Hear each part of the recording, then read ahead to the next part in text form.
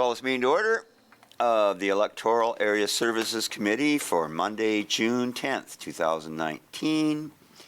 And for anybody that needs to know where the facilities are, as you came in, we've got washrooms down at the end of the hall on the right that we share with MOTI. Also, in case of any emergency, we have exits, again, at the front door. We also have exits here. We also have an exit in the committee room through there as well. And should there be an emergency, our mustering point would be in the parking lot in front here. I'd like to also acknowledge the fact that we are doing our business today on the traditional unceded territory of the Comox First Nation.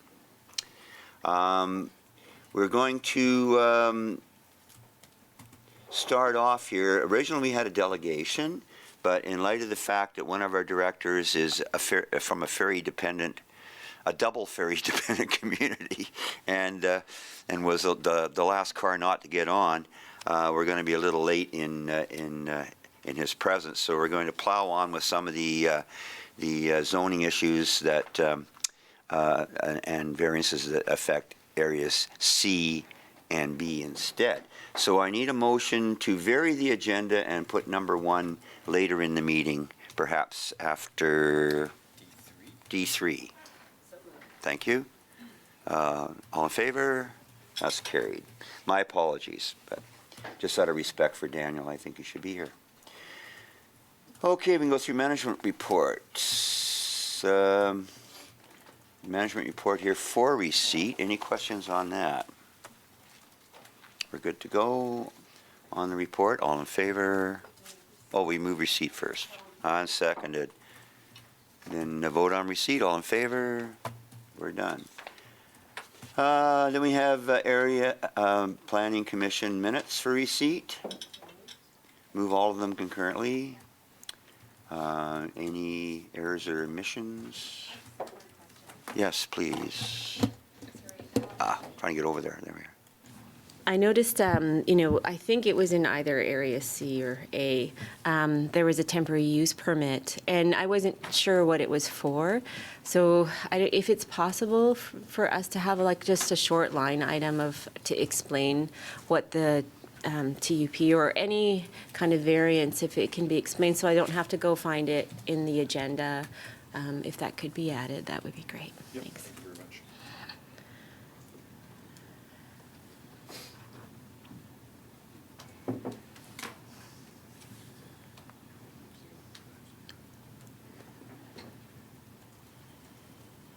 Okay, there is an error in the minutes of the Area C meeting for Thursday, May 16th. It reads that I was present, which I was not.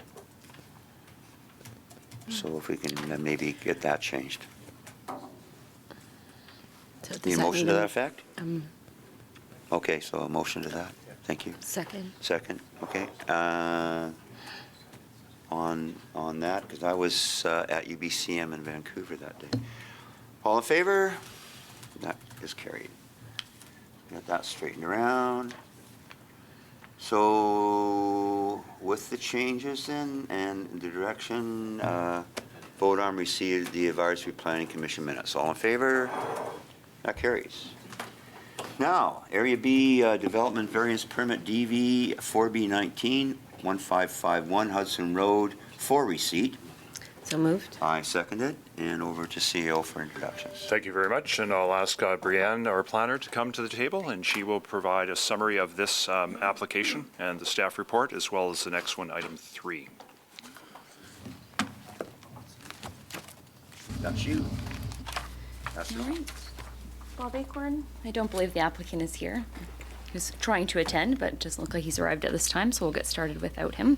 So through the chair to the Electoral Area Services Committee, this application is for a development variance permit for an accessory building with an increased height from 6 meters to 7.5 meters. As you're aware, as part of the zoning bylaw review, staff's proposing to make a change up to 7 meters. And this is a bit higher than that, but when we set up a zoning bylaw, we intend for it to work in about 90%, I would say, of the situations. And then we look at site-specific characteristics of the lot that might warrant a little bit more height. In this case, it's quite a large lot. The accessory building would be more than 35 meters from the closest lot line, and there's development permit areas all around the perimeter of the lot due to ditches. And so there would be kind of a natural riparian buffer that would be maintained over time as a result. So staff is recommending support of this particular variance application. And questions from the director, Director Hamir? Great. Thanks. And I don't have any problems with this specific application. So thanks also to staff for recognizing that it's site specific. I just wanted to ensure that since we are changing the height from 6 to 7, and I remember at a previous meeting, directors were concerned that, okay, now everyone's going to be applying for more than 7, that staff be aware that we don't want to set a precedence that this is the next bar that you have to push. So on this occasion, and because it's such a forested lot, and as you said, a lot of buffers, I think this one would be okay. But we'd like to keep the variances from 7 to a very minimum. Yeah. Thank you. And I as well recognize it's more than 35 meters from the nearest lot line? It is, yes. Wow. And how difficult it is in the building trades establishing where exactly the natural grade is. A lot of these things, it's, they take it from, I think if you got 2 surveyors, they probably come up with different numbers. So it's a difficult one. But I echo some of the sentiments about our new zoning bylaw. It sure would be nice when we finally get it in place so we can get rid of some of these archaic different bylaws we have. So. All right, and so motion on receipt of that. All in favor? And then there is a comment here from a resident property owner. I believe that's the next application.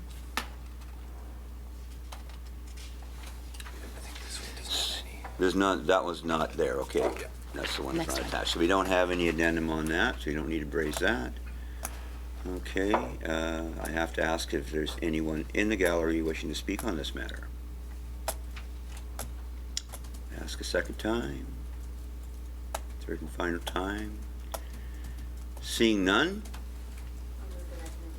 Recommendation is moved and seconded. Any further discussion? All in favor? That carries. Thank you very much. Number 2, Electoral Area B Development Variance Permit, 5B19, 1719, Cloudcroft Road for receipt. And seconded on receipt. Back over to staff. All right, I'd like to invite the applicants, Kevin and Shannon Lawrence, to join us at the table. So this development variance permit is for an accessory building with increased building height from 6 to 7 meters, which would be consistent with the proposed zoning bylaw changes. We did, in this circumstance, receive one written comment from an abutting neighbor, and their letter indicated that they were not in support of the extra height because they may kind of have some visual impact if they were to remove their boat shed in the future. So currently there's an old boat shed right in the vicinity of where this proposed accessory building would go, so they are not able to see it at this time. However, they did express some concern if they were to sell their property in the future that would impact prospective buyers if they're able to see a larger accessory building on the neighboring property. However, as I said, this is consistent with the proposed zoning changes, so if the zoning bylaw was to move forward with that change, then they would be able to construct something at that height at a later date. So as such, staff are recommending that the development variance permit is approved. Okay. Does the applicant wish to speak to it? Well, I have read the letter from the neighbors, and there's many topics in there that I could bring about, but I don't think really they're necessary for me to bring up unless you see that there may be a problem in moving forward with our variance application. No, just basically, do you think you've been represented well? Do you think they've explained the situation? Yeah. Comfortable with that? Yeah, I think the regional district has been very easy, wonderful to work with, and I think it's good. I think what we're asking for is Well- reasonable, and we certainly want to have a good relationship with our neighbors and understand their concerns, but I think some of the points that they're raising aren't entirely valid.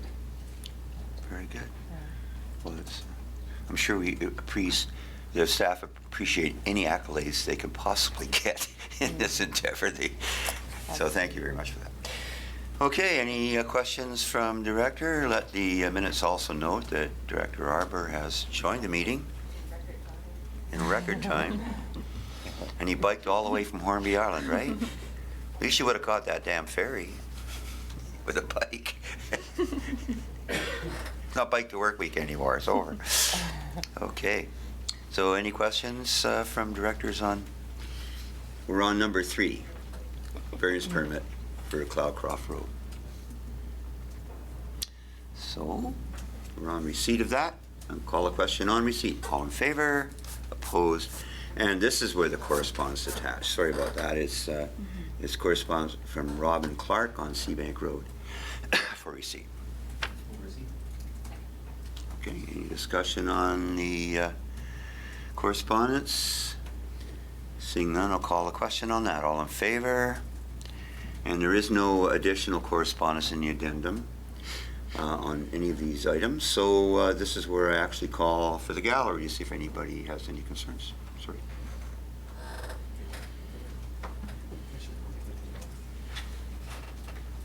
Okay, yes. So I will ask the proponents to leave the table at this point before we actually call the meeting on the seat.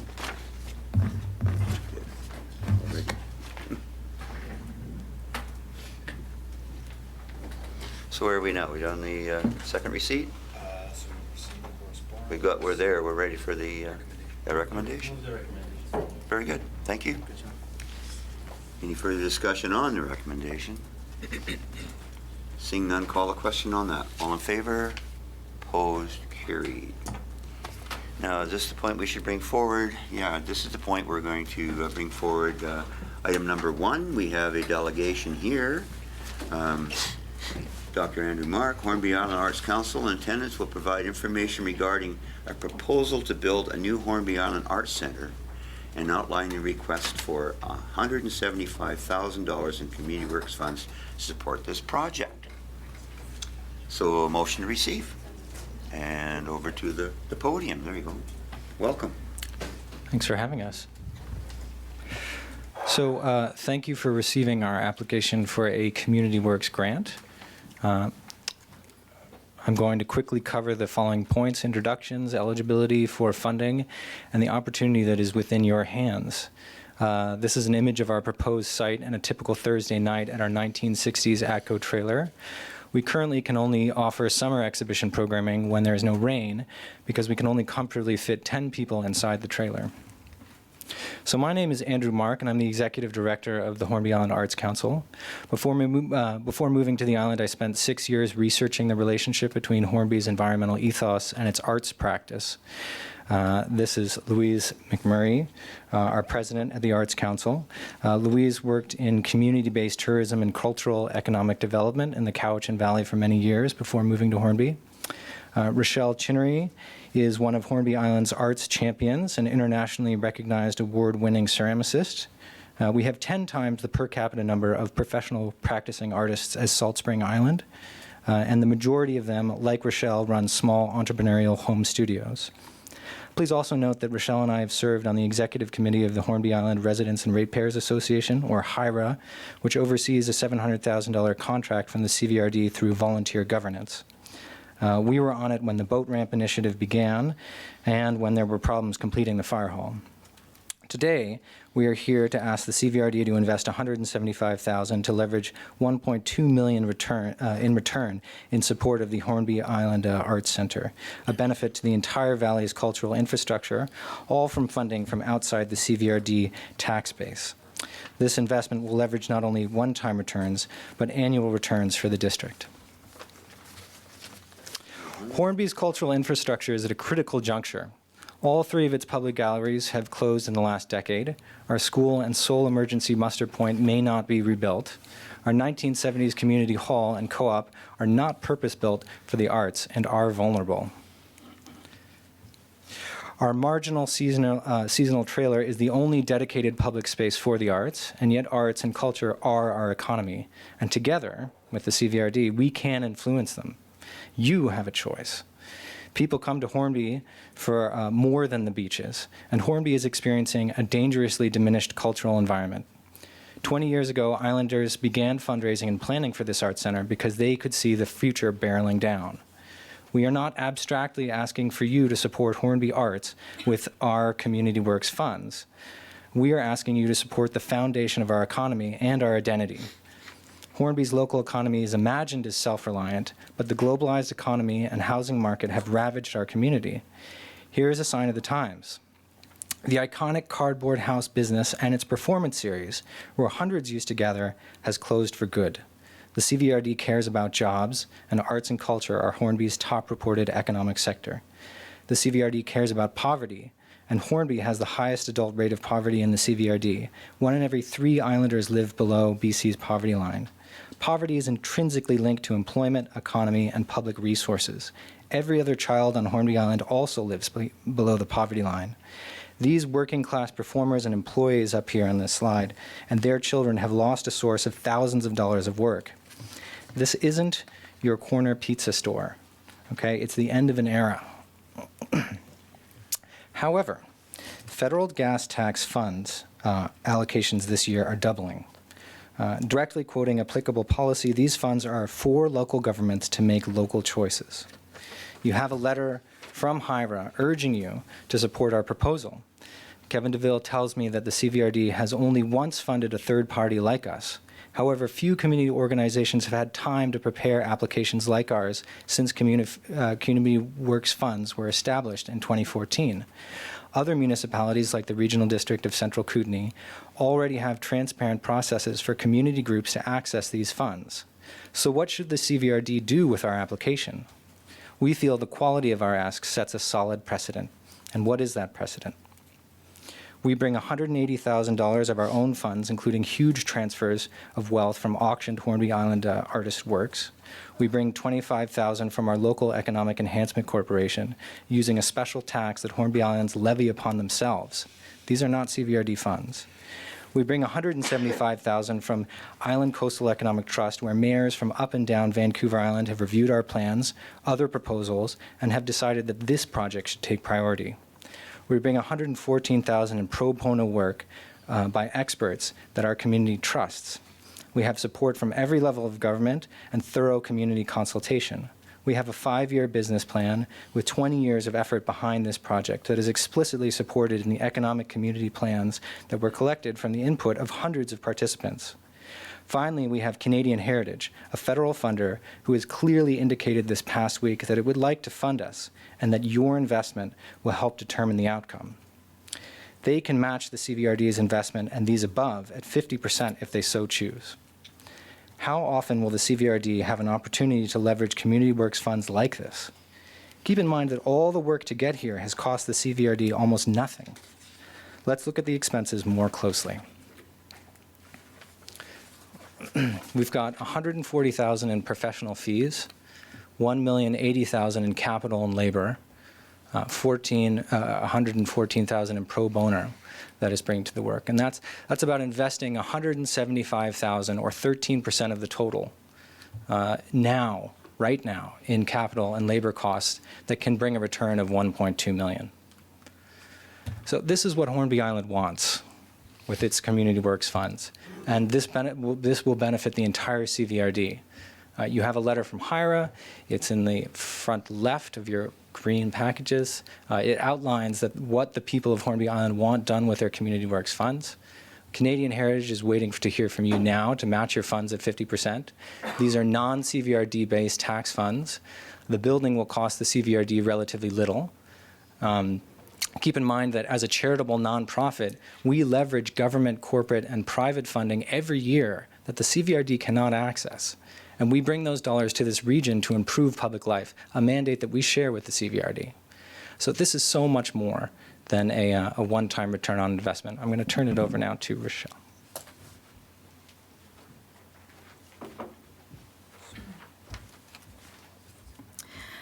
I'd like to expand just a bit on the idea of art as an economic generator on Hornby. In the wider world, we're seeing a mainstream recognition of the social, psychological, and physical benefits of the arts in society. The Montreal Museum of Fine Art has partnered with physicians who can now write prescriptions for their patients for free museum visits. Doctors prescribe visits to lift spirits, which in turn has a positive effect on all sorts of physical conditions, not the least of which is depression.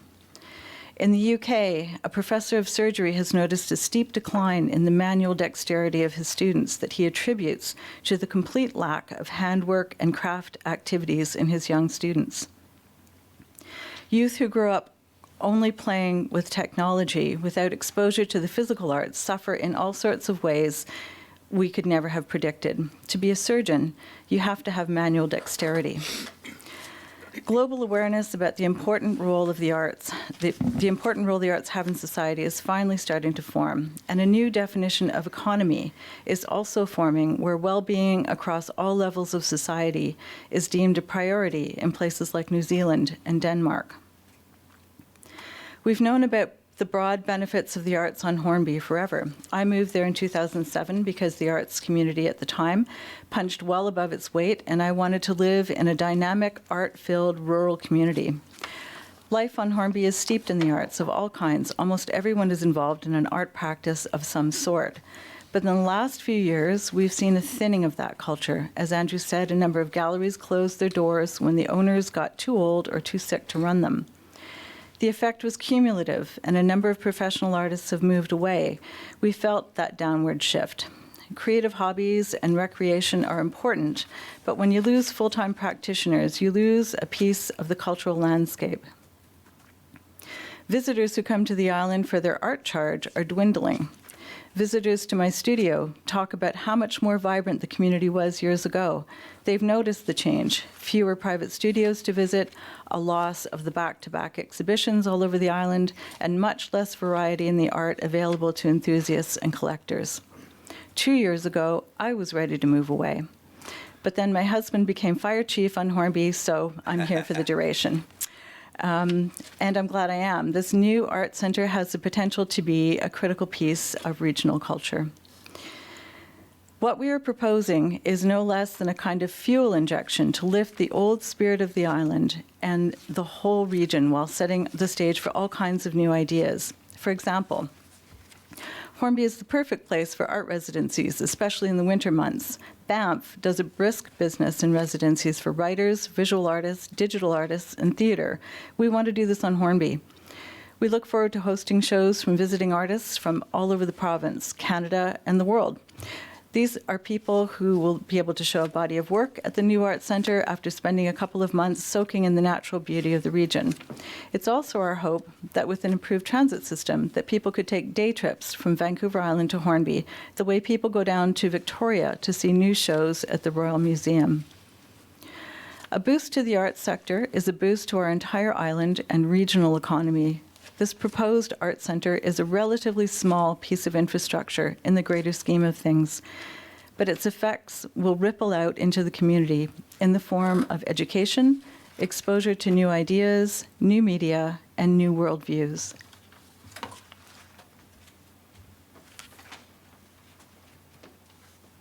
Tag team. Thank you. Yeah. I'm just going to do the closing statement with a bit of perspective from where I come from, which is community economic development. And I just wanted to say that we are a small and relatively isolated community, and we're coping with a rapidly changing environment and all its economic realities. Our strengths remain rooted in the long history that we have as a place where creativity and all that it encompasses can thrive. To build on that strength, we need this home for the arts. We need it as a cultural gathering place, but also as an economic asset for diversity. We are very close to achieving this goal, but we cannot accomplish it on our own. In a community that prides itself on its own resilience and independence, we have reached out to the province, to the nation for federal funds, and to our region for support. All levels will be playing a part to match our local efforts. With the community, the region, the province, and the nation contributing, we will succeed. As a vital and vibrant part of the CVRD constituency, we ask that you support our request and all that it will bring to benefit the region and Hornby Island. Thank you. Well, thank you very much. Any questions from the directors? Our director, Amir. Thank you for your presentation. It was great. And I do fully support arts as an economic driver. I've been to Hornby a few times, and you absolutely do punch above your weight. So my question is actually to staff around the Community Works funds. If I could get an idea of what we have available, are they earmarked for anything specific, or if there's anything staff could comment around the use of those funds? Sure. Thank you, Mr. Chair. I'll ask Kevin Duval, our Manager of Finance, to come forward and provide you some information with respect to the funds available. Thank you very much, through the chair. So to give the directors a sense of where we're at with Community Works Fund, so as the presentation did allude to, there was a bonus payment made available this year to all local governments that received the Community Works funds or gas tax funding. So with respect to the Comox Valley electoral areas, that translates into a one-time bonus payment of $1,045,000. That will be in addition to our regular year 6 payment as part of the current 10-year agreement for the gas tax funding. So that year 6 payment would then be $1,029,000. So of course, as directors are aware, those monies are allocated based on population through the 3 electoral areas, which also includes Denman and Hornby Islands. So for the Denman and Hornby Island allocation specifically, that would result in about $505,000 being available, less some smaller remaining commitments from past years. So the net dollars available at this point would be just over $487,600.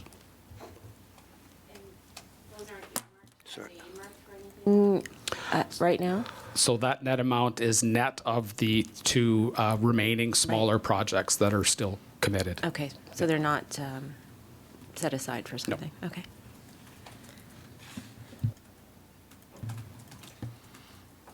Director Arbor. I know we've had discussion in the past over the third-party agreement. Is it staff opinion that this project would be worth working on, and would it cause any concern in terms of what you've encountered around third-party agreements? In terms of whether it's worthy, that's a political decision for you to give us the direction.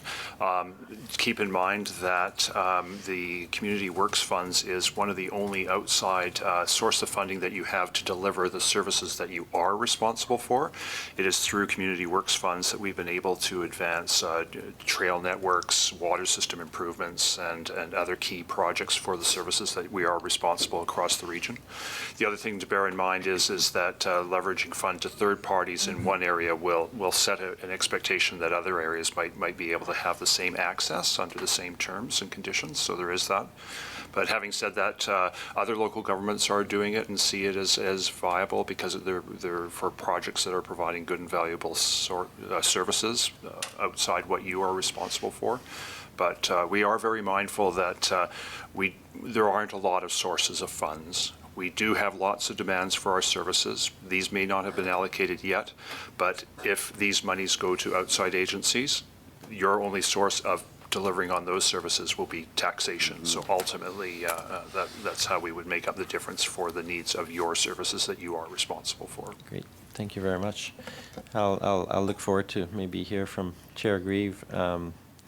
I think considering the quality of the application and the impact it would have on Hornby, I will be supportive of this request.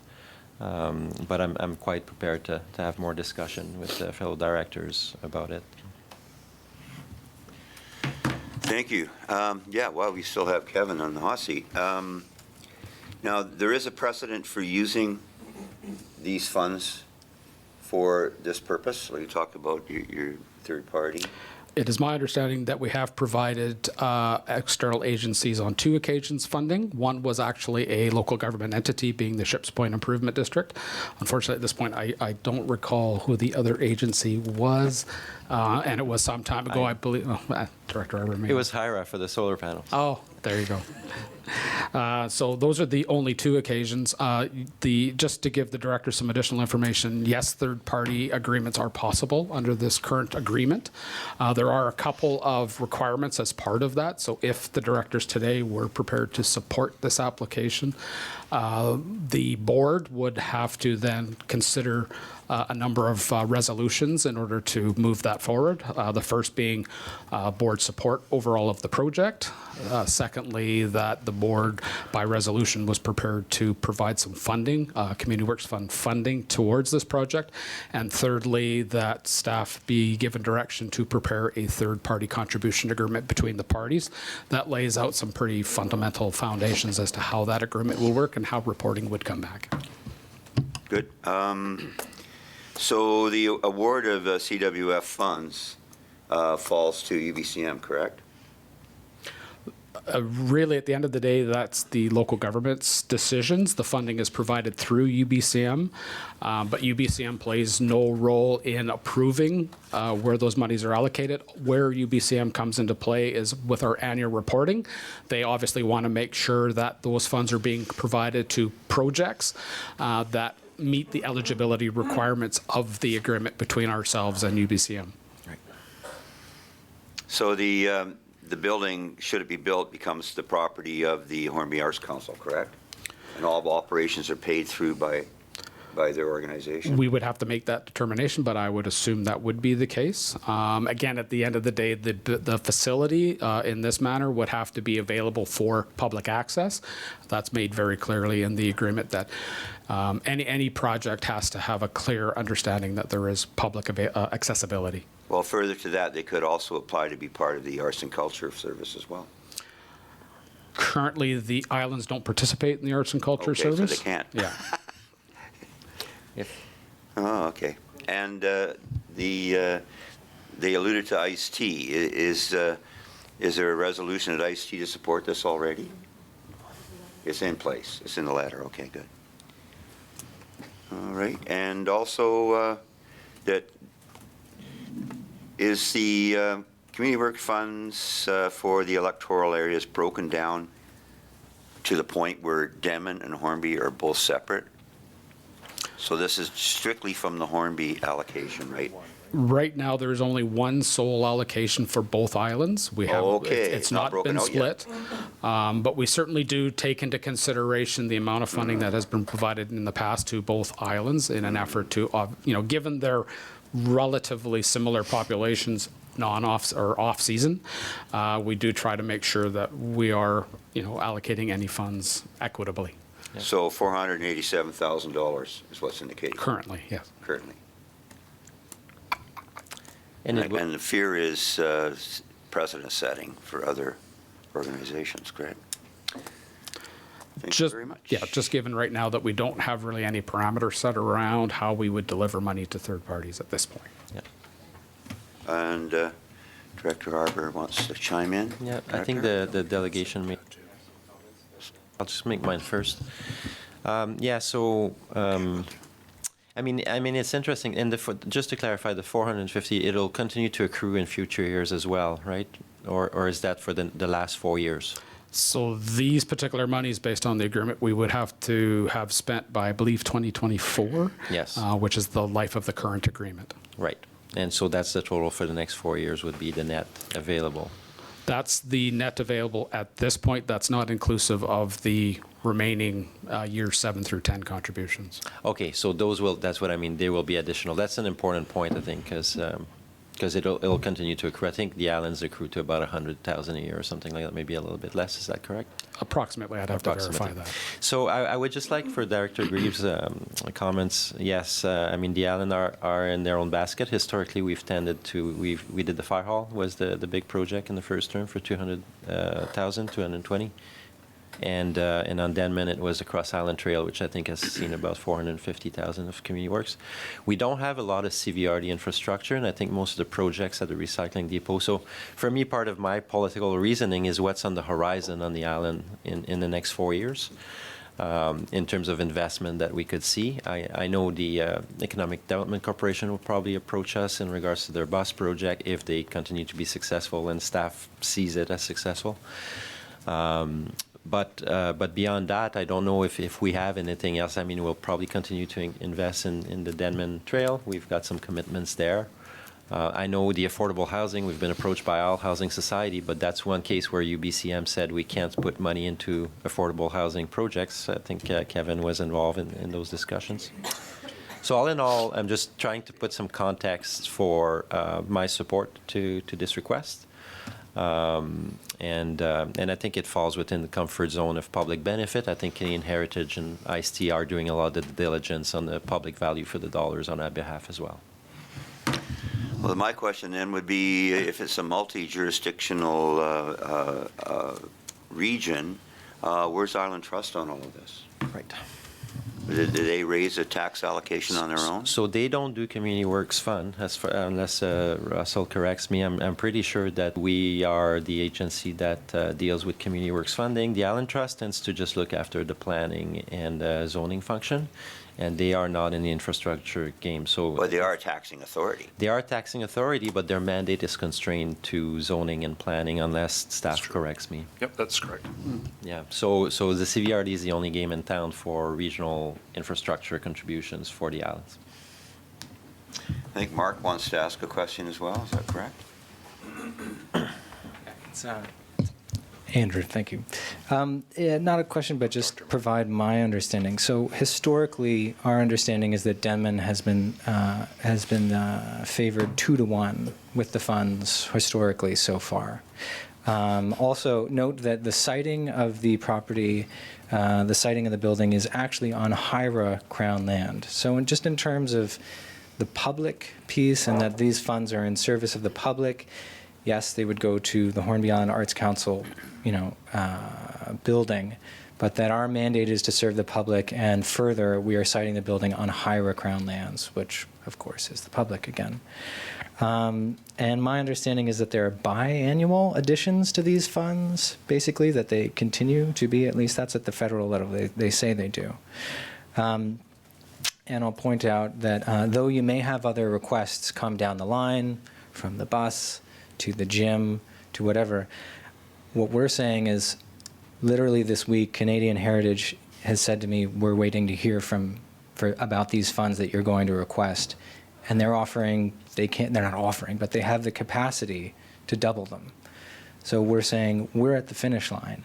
These other projects, they may come in the future, but part of the reason why HIRA voted, our assembly voted to support this request is because we're prepared, we're there, and the hypotheticals will come, but not with, they don't have the leveraging capacity for in the one time, in the building, and then the ongoing annual leveraging capacity.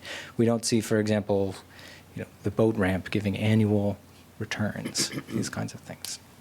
Thanks. Director Arbor, one more comment? No, well, it's no longer a comment. If you guys feel generally supportive, I'd like to move that we proceed with working with HIAC for an allocation of Community Works funds to as matching funds for the project, unless there's any more staff additions. Okay, we'll hold that thought. Yeah. Any comments from staff further? I can help you craft a resolution, but should probably vote on receipt of the delegation first. Of course. Yeah. So no more discussion. Let's vote on receipt, and that includes all the other bullets on there, if that's acceptable. All in favor? That carries. Do you want to craft something for new business then? It's up to Well, we the have directors. to be extremely sensitive about moving things after delegations. So bring forward under new business. I would suggest we bring it up under new business. Okay. Sounds good. No lunch today. No No lunch. lunch. There is lunch? Well, there is Just lunch. powering So through. you're okay. Well, there that's is because lunch. you missed the ferry, so they figured you'd be. Yeah, no, and thank you for that Hungry. thought about not deciding right away. Thank you. Okay. So you voted on receipt. We got sort of a notice of motion for new business, which we don't do. Fine. So that being said, we're going to resume the agenda at number 4, Electoral Area C zoning bylaw amendment RZ3C 18, Forbidden Plateau Road. If I can just have 1 minute to go to the, We'll take just 1 minute. a very short recess. Being I should take advantage of that. Being an old guy. Should we go then? Do you want us to stick around? Well, What do you guys like? it's up to you. You got ferries to catch, things to do. And we're just going to bring it up on the new business at the end of the meeting. Which is proper code. Got 2 extra copies. We've got, thank you very much. Thanks. You.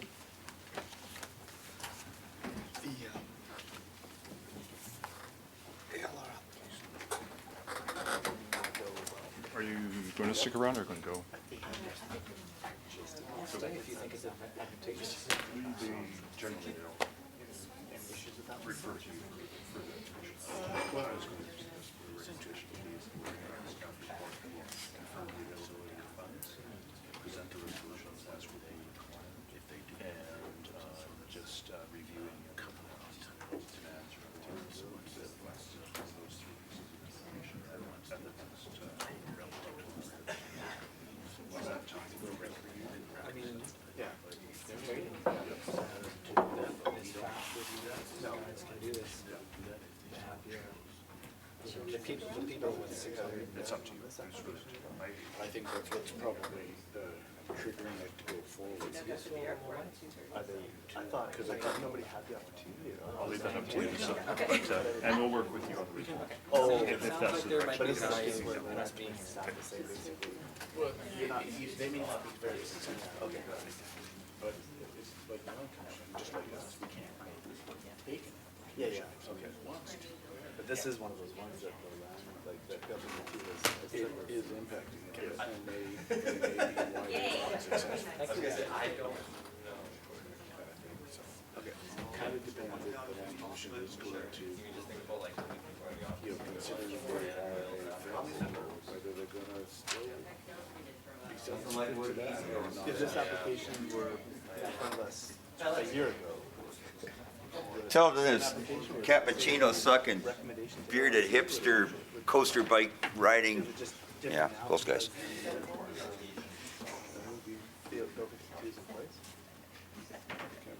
Daniel's not a hipster.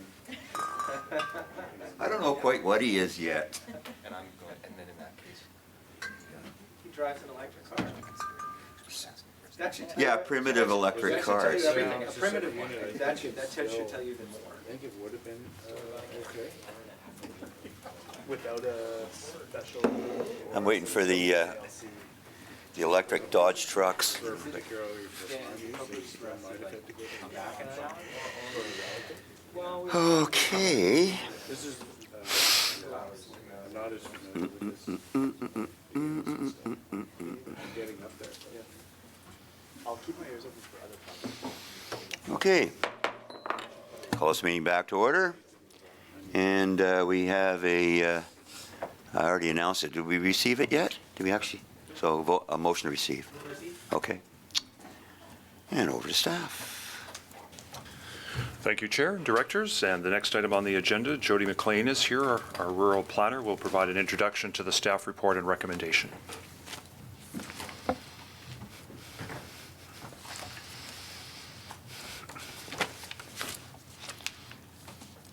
Welcome, Jody. All right, thank you. And for this application, the applicant, Mr. Jim Fry, is in attendance also. He can come up to the table also. So this is a rezoning application to rezone an undeveloped 20-hectare lot from rural 20 to a new zone that will allow it to be subdivided down to 4 parcels, so the minimum parcel size of 4 hectares along Forbidden Plateau Road. This committee has reviewed this application several times, and the last time they referred it to the Advisory Planning Commission for comments and recommendations. That commission met on May 16th and recommended the application be refused. That's consistent with staff's recommendation, the application be refused. In response, the applicant has submitted a letter that's attached to your agenda also. Mr. Chair. That's it? That's all I got. Short. Okay, the applicant wishes to speak. Good morning.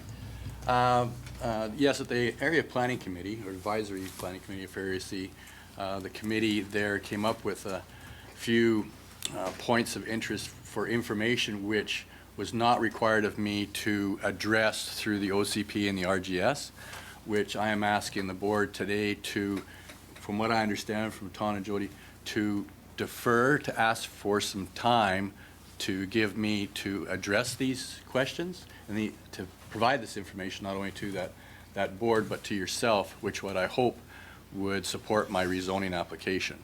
I have already started to gather this information, and one of them actually was the a hydrology report, asking for a hydrology report. If I was approved for rezoning, if I to drill 3 more wells up there, how would it affect the groundwater for the people below me that are on wells? And that I couldn't answer, but I have contacted a company and they've told me that they could do it for me, but it would be August before they could get to provide that for me. So I'd have to gather that information, as well as another point they brought up. Did I talk to my neighbors up there about my rezoning and how they felt about it? I would need this kind of information to be able to talk to my neighbors, to give them full disclosure and full information about what I plan to do up there. So I'm asking for time from the board to have my application, I guess from what I understand, deferred for, say, the first of the year, to give me time to address and gather all this information and provide more information not only to that committee, if I was to go back in front of them, and to yourselves. Sounds reasonable. Director Hamir. Thank you. So my concern with that is that you may be under the impression that if you provide that information and the expanse of the hydrology report, that we might we would approve.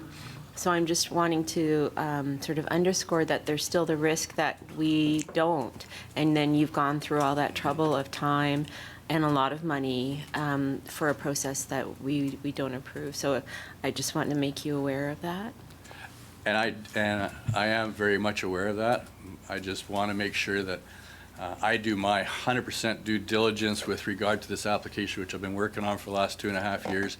I would hate to stop now and then always wonder if, so I want to make sure for my own peace of mind and my family and stuff like that, that I put 100% into this, and I've done absolutely everything I possibly can.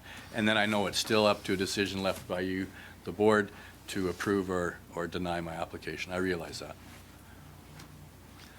And Director Harbour.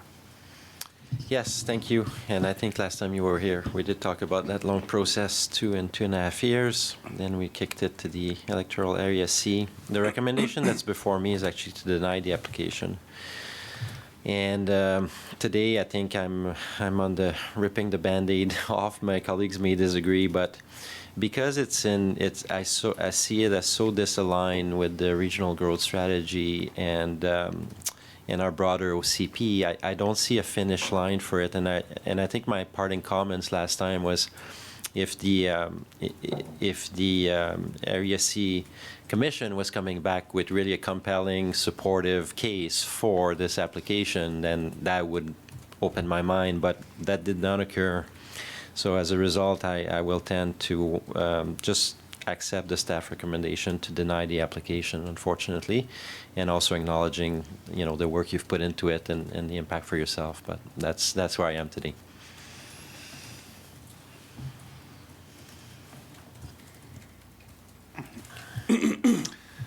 Okay, well, I have some concern about the premise of some of these comments, things like density. Chances are, it's a creation of how many extra lots? 3 extra lots? 3 extra lots. We can limit it to 1 dwelling. We can put a covenant on that. The chances are there aren't going to be, you know, mom and dad and 7 kids living up there. It's going to be a couple of rich Albertans rattling around in a big house. I mean, the regional growth strategy is not the regional no-growth strategy. It still accommodates growth. These kind of lots, this kind of vista, are few and far between. I still think there's some discussion that could be had. I think BC, the fire service could be brought into this. We talked about how to supply some fire service for that, for the Forbidden Plateau, especially up the mountain part. And we did have a report on that about 2 years back. Fire hall is out of the question, but certainly cisterns and things like that. I think the hydrology report would be probably paramount in establishing, you know, what water there is up there, and water flows downhill. We know that. The big issue, of course, is degress. The fact that there's a couple of unopened roads means you might be able to get around something, but you know, some of the comments about traffic on the roads, for God's sake, it's all the people going up to the plateau and going hiking up there. They're the ones that are rattling up and down the road and raising dust and everything. I mean, the residents aren't the problem. And the same with the you know, possibility of starting fires. Well, I talked to the fire chief at Oyster River, and he says fires would tend to be started by transients and visitors, not by the residents. Residents are looking after. They got their eyes on the ground. They're the ones that are there. So, you know, there is a lot of activity up at the top at the Class C park that we're currently working on cleaning up. Actually, moving along very nicely right now. So, I mean, I think a lot of these things are red herrings. Personally, I think maybe it's hard to represent it. I was not at that APC meeting, which I made plain today, even though I was in the minutes of being attending. So I will definitely, I mean, what's the alternative? Can the proponent reapply in a year? Is that the way it works around here? And then he loses all his money and has to start again? So it's a bit of a cash grab. If the application is refused. If the application is refused, then yeah, there's a 1-year wait period before he can reapply again. And he has to pay all his fees again? Correct, yes. Well, that's handy. Well, I'll be voting for it. I would recommend a motion to, I mean, what are we losing here at this table? Absolutely nothing. We need more information. We're supposed to have an open mind. Let's keep an open mind. If I may, Mr. Grieve, back in September, prior to both of you being voted on the board, the access egress was the issue at that time. And Mr. Grieve had asked to wait to see for a report that was coming out at that time to see if that report maybe had something in it to address the issue of the road, just the road on my property that I was wanting to build. That report happened to be the Community Wildfire Hazard Assessment Plan, which I think to this day, I don't even know if it's even come before you yet to be voted as policy. But I waited then for up till now. I waited until January, and it was a rough draft that came out that went to the province, and then it's kind of sat there. I don't know where it's at. And then March, I came back in front of you. So I did have that time frame where I was just waiting on a report that staff and the board had. So I'm just asking for the same the same courtesy. I waited on that from staff, from what they were getting done. I'm asking for the same consideration. These things that came up in the advisory planning committee, their questions, I'm asking for the same time, the same courtesy to be given time to address those also. I mean, if I could ask staff, where are we on that report? Are we still waiting for?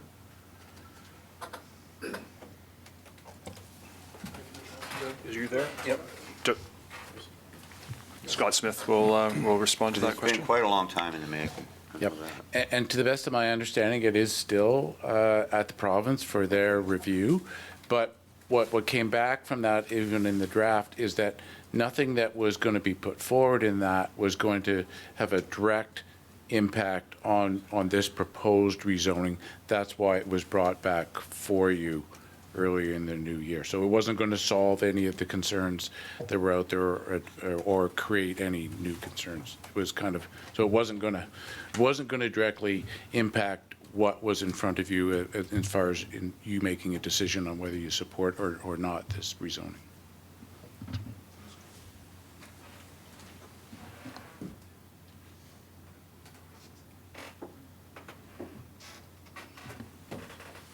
Okay, Director Hamir. So I guess for me, that fire issue and the egress issue is still on the table. I'm just wondering about that comment about fires being started by people passing through, because did we not have a fire around Macaulay Road that was caused by locals burning their yard trash that got out of control? And so there is certainly that's always an issue. Yep, and Mr. Chair, I just want to confirm that Fire Chief Green has not commented on this Okay. particular application, or if he had, it would be in the staff report. Right. No, it was a off-topic comment by a fire chief,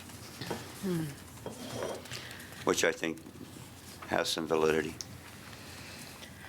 So, Okay. and I take take Director Arbor's comment about the regional growth strategy to heart, because we've had issues where developers have pushed up against the regional growth strategy, and we've tended to remain fairly strong in that area. And so I guess question to staff is just what is the risk of, or what happens when you approve something that is against the regional growth strategy? Ton, do you want to comment on that? Thanks. Through the chair to Director Hamir. Yeah, so the regional growth strategy gives us policies and goals that that the Comox Valley municipalities and regional districts should all follow. It's really up to the directors if they want to go against the policies in the RGS. So staff provides you recommendations on how to proceed, and we see it as black and white. That's what the bylaw says. But if the directors wants to go against our recommendation, it's really up to this committee and the board to decide that. Thanks, Mr. Chair. Okay. So just to be clear, there's no rezoning required. The zoning allows this. To the chair, this is a rezoning application for the purpose of subdivision. Purpose of subdivision. Yeah, so. But it is the 4 hectares. It is bigger than 4 hectares. I believe that the zone allows them to subdivide it, I believe. So I thought. But to create any more additional lots prior to their minimum lot size, then the applicant would have to go through a rezoning. Director Arbor? Yeah, and I think, I mean, aside from this application, I think that's the broader, earlier we were talking about the precedent around the community works, and this is the same thing for me. This is not as much of a precedent because these things can occur, but I do worry, like most people, I do believe in the RGS. I think that there's a lot of investment that was put into identifying settlement nodes. I do worry about having just complete sprawl across our areas. And because I can't find I could make exceptions, but I would have a compelling reason where there's some kind of proximity to school, where there's some kind of context that justifies it. And this one seems so far up the road that, like literally and figuratively, that I don't think I would change my opinion on this until I see compelling reasons of how it could strengthen or align more with the RGS. So it's kind of a principle for me, and so it's hard to move off of it. But I would probably be consistent over the coming years on that principle. So once again, to be clear, it is on a 1-by-1 basis scenario. Go on. Dr. Reeve, if you don't mind, let's just provide some information. So if this committee decides to defer this for whatever months or years, I just want just to alert this committee that if any bylaws do get changed prior to this, prior to in the future, that staff will have to staff will look at this application when we receive this application. So any existing bylaws that has been in place and any new bylaws in the future, staff would have to focus on the existing bylaw. So I just want to give this committee that information. So any future bylaws that has been adopted, say maybe the RGS, OCP, something changes within this policy or through zoning, this application would be grandfathered into that date of the application. Thanks, Mr. Chair. Thank you. Director Mir? So back to Ton then. Do you, with the bylaw review that's happening, do you foresee any changes that would impact this this applicant? Good question. Thanks. Through the chair to Director Hamir. The proposed bylaw has no changes to the zone. The upland resource zones, there's one change to upland resource zones in regards to use. My proposal is to remove residential use as a principal and turn that into as an accessory to the principal. So the principal use would be silviculture that would allow forest companies to do the business on top. But we have decided the proposal is to move the residential use as an accessory to the principal. But in regards to any minimum lot size or any density, the purpose is not to change those. Thank you. So just for clarity, what if they just wanted to create 2 lots? Would we consider that?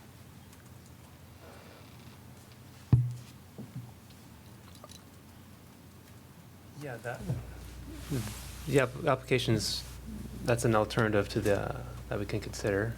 It undergoes the same kind of review and likely the same results of its increasing density in that area.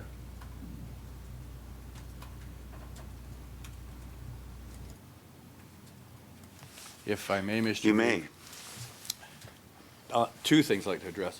That question which you brought up, because of the layout of the property, and as you can see Forbidden Plateau Road coming out, to cut it in half, no matter how you were to do it in that sense, put 2 properties, you'd still come back to the same policy that is the problem with Mr. Arbor has and Ms. Amir with the access egress. As per policy 23, any new multi-lot and or commercial development should have, that's the key word, should have 2 accesses or egress for emergency vehicles.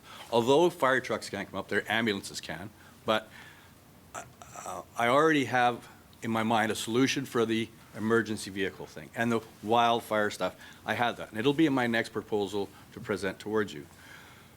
But you'd still have the same issue, the access egress. And I have put towards you as I'm going to end up having 3 if approved, and 2 of them will be for emergency use only, using the existing logging roads, which I have to leave on site and maintain as per the covenant on the property by the original owner, Timber West. So they have to stay there, brush cleared in perpetuity if they ever want to get into their property. So those would be used as the access egress, and there'd be 3 on the property. Forbidden Plateau Road, of course, is long. And I already have done, so let's answer that one. Doesn't matter how you divide it up, 2 or 4 properties, you get the same result. The access egress is still there. The access egress isn't just related only to Forbidden Plateau Road or Macaulay Road. I've done some due diligence already. In Area A, there are 71 roads that are dead-end roads with hundreds of properties that are affected by the same issue, access egress. In Area B, there are 92 with 1,200 residents affected the same way. Area C, there's 47 with 1,500 residents. Doesn't matter whether the road is a cul-de-sac and or 15 kilometers long or how, it's still the same issue. One way in, one way out. Doesn't matter if it's snowfall, a tree falls, wildfire, an accident, those would all be constraints for emergency access. So it's not just Forbidden Plateau Road that's in this situation. And what I'm proposing to do is, yes, to build, but those situations would come up in any other area within the whole valley where there's a dead-end road, somebody wants to build a secondary home, that's a carriage house, is increased density. Build a new home, increased density, following bylaws that are already set in place. So I'm not that I'm way up there, but I'm not that far out of being close to the inner city asking for the same thing like other people are doing when they want to build a carriage house on a dead-end road. Everything's increased density, and we are growing in population. Thank you. I see no further lights. So at this point in time, I'll ask the applicant to leave the table. Thank you for your time. Thank you very much. And we'll vote on receipt. All in favor of receipt? That carries. And I'd like to make a motion referral sometime in the later fall, so the proponent can continue all the work he's done. If at that point in time we decide that it still doesn't meet the muster, then we can take it from there. But it doesn't put him at the back of the line again and make him go through the whole process. So I would think just out of principles of fairness, it would be, as I say, there's nothing to be lost at this point, at this juncture, at this decision. So I would ask that we consider a referral for the applicant. Sorry, if I could just ask planners, it was defer or refer that was to meet the objective or the request of the applicant? Which would it be? That's a hard call. Defer with It'd a be D. deferral then.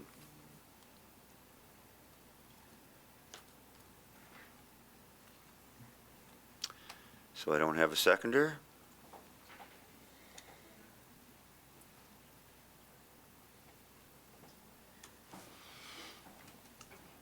Director Hammer. So I will move to deny the application. And I understand that the applicant's done so much work on this and is also trying to meet some of the issues that we've come up with. But at the end of the day, our growth strategy was done so that we would reduce the amount of car trips and, keep our growth in areas so that we are not impacting the forested area up at the top. And so,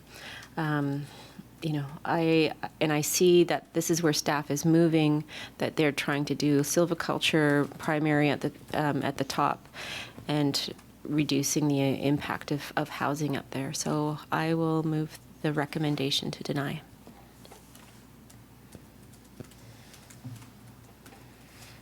Yeah, unfortunately, I will second it, and recognizing this is Area C, it's Director Greaves' area, but because I cannot see on the horizon, while keeping an open mind as something that would change the substance of my concerns, I'll second it.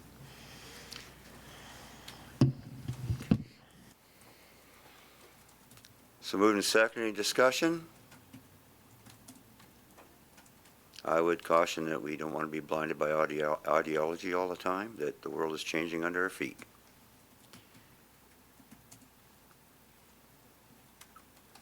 So call the question. All in favor? Opposed? Let my name be recorded. Thank you. So on to number 5, Electroal AUC Agricultural Land Reserve at this point.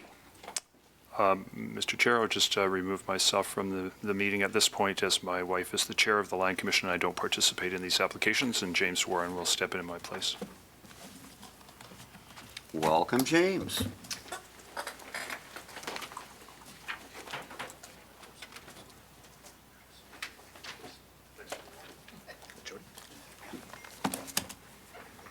Who's dinging?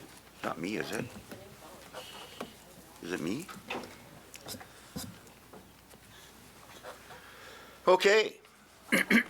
So, number 5, Electoral Area C Agricultural Land Reserve Non-Farm Use ALR 3C19 7392 Howard Road for receipt. And over to acting CAO, I guess just right over to Jody, I guess. Done. He's already been introduced. You're Jody, right? That's correct, thank Okay. you. And I would like to introduce Christina Welk, the applicant. If you can come to the table. Or Chris Welk, as she's preferred. Yeah. Okay, so this is an agricultural land reserve application for non-farm use. The committee can forward the application to the Land Commission with comments and recommendations or refuse the application. The proposal is to add a manufactured home to the property for use by the owner or the relative of the owner as a secondary residence on the property. This is being done to allow for the transition of the farm to their children, their son. The proposed location of this secondary house would be in the rear corner of the property on top of an old sand and gravel extraction area. There's a photo there, and Jake, if you want to skip down to page 16, that illustrates the location. Both the Agricultural Advisory Planning Commission and the Regional Agrologist did a site visit and reviewed the application, and both supported forwarding the application to the ALC. Staff is also recommending that it be forwarded to the ALC, but with the condition that the manufactured home be removed once it's no longer inhabited by the property owner or their immediate family. Mr. Chair. Okay. Would you like to add anything further? Well, I think that the Bill 52 was a surprise to us as we've been working on a succession plan for over a year, looking at accountants and lawyers and engineers, to have a solid plan so that our son and his young family could take over our farm. We then applied for a building permit only to learn that the rule had changed.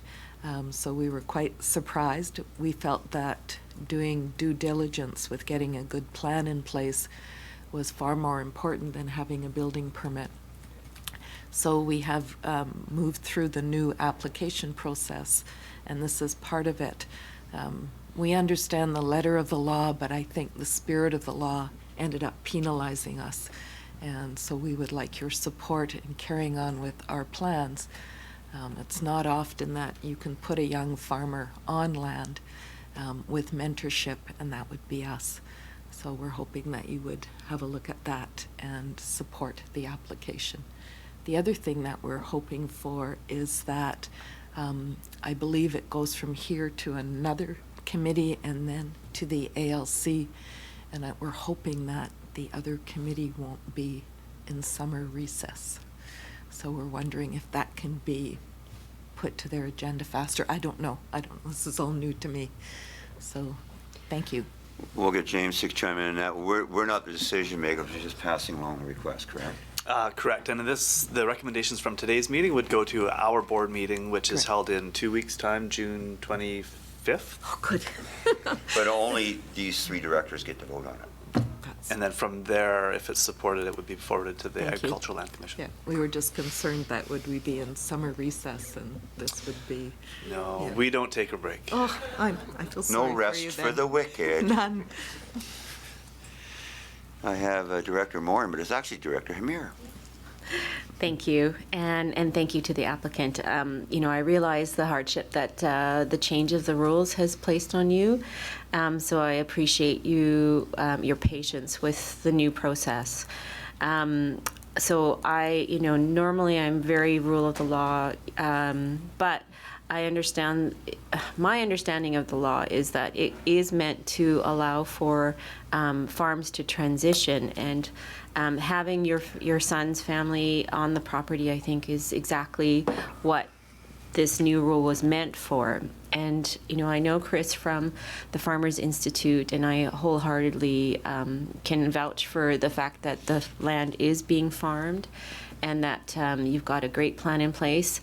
I love that you have cited the mobile home on a non-agricultural part of the property. So I think you've done all your due diligence in not impacting the farm ability of the property. So wholeheartedly in support of your application. What is it? It looks like a sand pit. It is. It's an old gravel pit. I need some sand. Can I come by? Director Harper, I'll do that. No, that's great, and I think, have we had the ALC come up to the Comox Valley yet? I know we were trying to organize something, or... They're probably Like, busy doing Greaves. their dog and pony, aren't they, Yeah. all over the place? Because there's a lot... Through the chair to Director Weber, I know that staff has reached out to the ALC. Yeah. And we will try to arrange a meeting with either this committee or with the public or our Ag APC. But we're in the process of reaching out to them and hopefully get them over here as soon as possible. I would hope it would be an open house. There's lots of people want to hear about it. Oh, Scott. I can just add that I have spoken with the CAO of the Land Commission, and they are open to it. They are quite busy right now getting out there, so we will arrange a time for them to come, but so that it is in the works. But they verbally have committed to coming to the Comox Valley. We just don't have a date at this stage. Yeah. Okay. Yeah, and I mean, ultimately this is an ALC decision, but with this current government, it feels like both on the housing and agricultural front, they threw a bunch of spaghetti at the wall and tried to see what sticks. And I mean, there's a lot of movement to protect agricultural land and encourage farming. And then there's little details that create situations like this. So I tend to agree that this falls with the intent of what we see as what the ALC is trying to do and what we're trying to do ourselves in the valley in terms of encouraging farming. So I'm supportive of the application. Director Hamir? I just wanted to double check that we will be putting comments on when we forward the application, that we're recognizing that the property is being farmed and that the mobile home adds to the ability for the land to stay in production because the family member will be will be farming on the property. To the chair, to Director Hamir, yeah, that's correct. So when we send their package back to the ALC, it's staff reports, comments from all of our APCs and ag stuff. Great, great. And then just one other question. The staff recommendation that there be something placed so that the mobile home is removed once it's not in use. I'm just wondering how staff will monitor that. Like, how will you know that it's not in use? Staff's recommending that be an ALC, a condition of approval, so it would have to be enforced by the ALC. Okay. And on top of that, to Director Hamir, through the building permit process, that could be an enforcement part too. If we receive a complaint that this residence is still being used, that the bylaw can go out there to enforce that. Okay.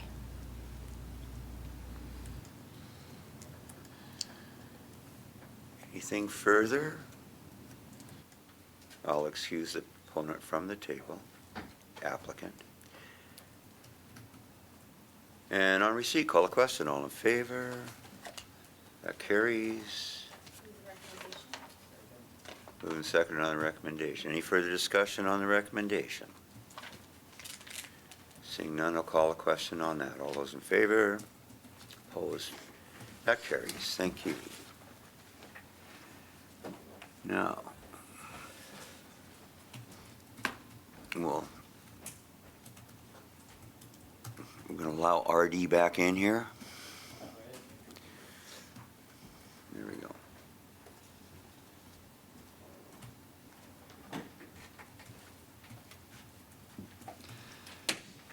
So, number 6, Electoral Area C, site-specific floodplain setback reductions for an unaddressed lot along Comox Lake main line. Moved and seconded. I understand it's a very cantankerous Applicant, yes. applicant here. But Jody McLean, our rural planner, will steer us through this Oh, report. Jody's going to steer. Thanks. Bell needs some help from Charlie Gore, the manager of capital projects. Will come to the table. Geez, we got all the high-priced help here today. So following pleasure. Thank you. There you go. So following the procedure of the floodplain management bylaw, staff is requesting the board approve a site-specific exemption to the floodplain setback of Comox Lake for the siting of a raw water pump station as part of the Comox Valley Water Treatment Project. The bylaw allows for the placement of the parts of the utility that's specifically designed to be submerged underwater. However, the bylaw directs that those parts that are not, such as buildings, electrical equipment, have a 15-meter setback from the lake. But the bylaw also allows for an exemption to be granted by the board with provision of a professional engineer's report addressing this request. That report was commissioned and is part of your agenda package. So staff's, of course, recommending that it be supported. Mr. Chair.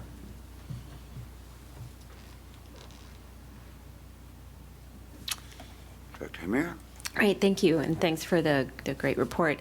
So it is a very unusual site to be siting a building, so I'm just wondering what, in staff's opinion, like what are the benefits of putting the building where you have proposed? Absolutely, if I may. You got your own. I got my own. Oh, fantastic. Sorry, Jay. You got your own. It's a really good question. So the industry standard for pump stations like this is you want to get the pump station as close to the lake as possible. If you were to take a cross section of the lake, you know, with the angled sides, you look at what Campbell River just installed recently for their water treatment project. You need to get the pump station wet well, which is the shaft that goes down for the pumps, as close to that angled slope of the lake as possible. So some municipalities actually go and float their pumps out on the lake. Mm-hmm. We didn't want to. We looked at that option here, but we have a unique spot here in the lagoon to pop that wet well nice and close there and significantly reduce the costs of tunneling for the project. As well as we have a really good neighbor in the Fish and Game who don't use this lagoon. It's currently unused property. And so we were able to come to an agreement with them that they basically donated this parcel to the regional district in return for supply of water for their sustainability program for the hatchery. So the pump station itself will only contain submersible equipment, and that'll be so a flood-proofed building. And it's the electrical equipment that is really the pieces of the infrastructure in question here, which will be within the setback, but will be far above the flood construction level. So it will all be designed very safe and free from possibility of flooding. But it is the industry standard to try and get the station as close to the lake as possible. And sorry if I can have a subsequent.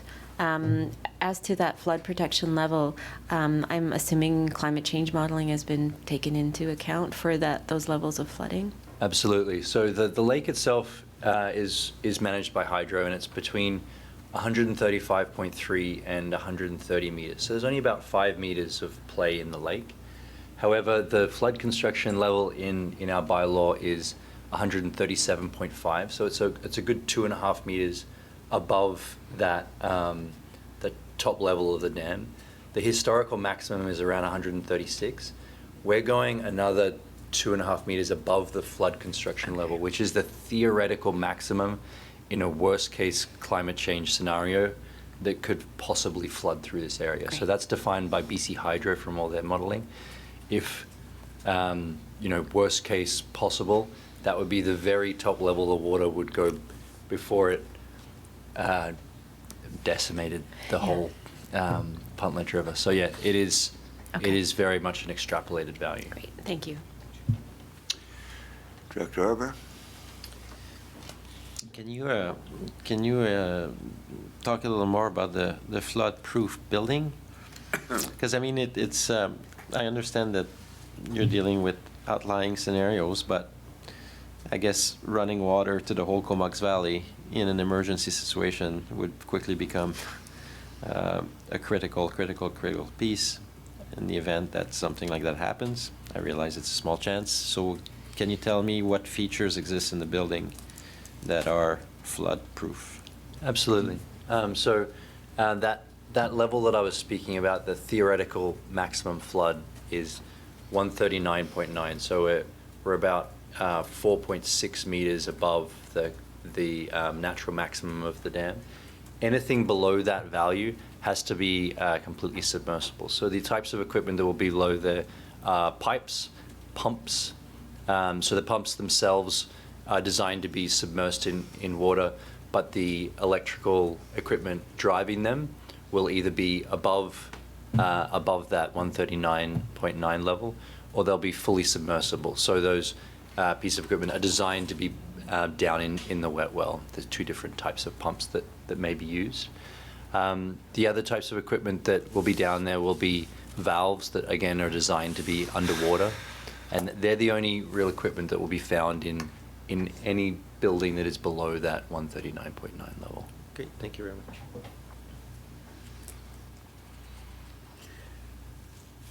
Okay, so my understanding is that that it'll be diagonal drilled out to the actual intake. Is that correct?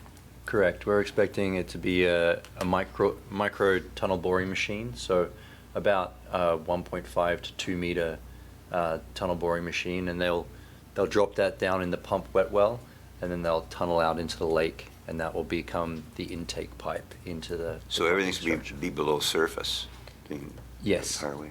Yes. You might hit a few Doug fir roots out there, you know. Yeah, we actually the roots aren't too much of a concern. They were a real big problem in Campbell River. We actually ran a little diving. We have some video of the route of the pipeline. There's some sunken logs down there, but not too many roots, because it's not the elevation that we'll be tunneling into and laying the pipe on the lake bed isn't old forest that's flooded. That's the natural bed of. It's quite a bit lower than the lake now. It is. Yeah. Yeah. In ancient times, historic times. Of course, Cowichan Valley, they sometimes pull those logs up and saw them up. Oh yeah. Worth a bit of money. Okay, well, seeing as this is bringing great stress and hardship to the citizens of Area C, I wonder what kind of community benefit or compensation we're going to receive as a result. Clean water. Clean water for a few of my residents. Okay, forget that question. So, anything else? Very good, thank you. So, I guess we're voting on receipt. All in favor? And recommendation attached. Any further conversation? On the recommendation, all in favor? That carries. Okay, thank you very much. And, Ton, you're staying right here. I'm ready. Comprehensive Rural Zoning Bylaw Review, External Agency and First Nation Referrals. A report for receipt. And over to staff. Thank you, through the chair and the committee. I'm here to present the draft zone bylaw and to seek approval to undertake the external agency and First Nation referral. The committee may recall that back on March 19th, the board approved the revised consultation plan. During that time, multi methods were used to engage the public about their proposed bylaw, to gather information and to get the public involved. Staff hosted 3 open houses in May. Approximately 95 people attended. We had 3 written comments.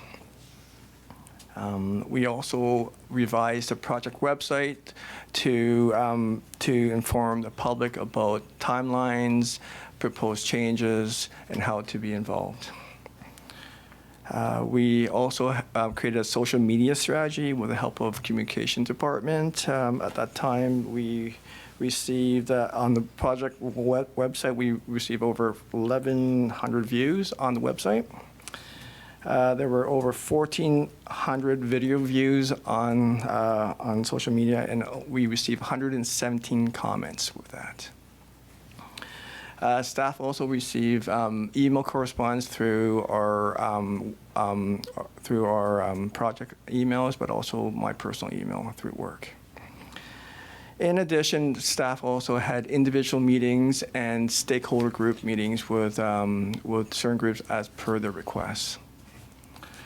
At that time, I can try to summarize quickly what comments we received through this consultation plan.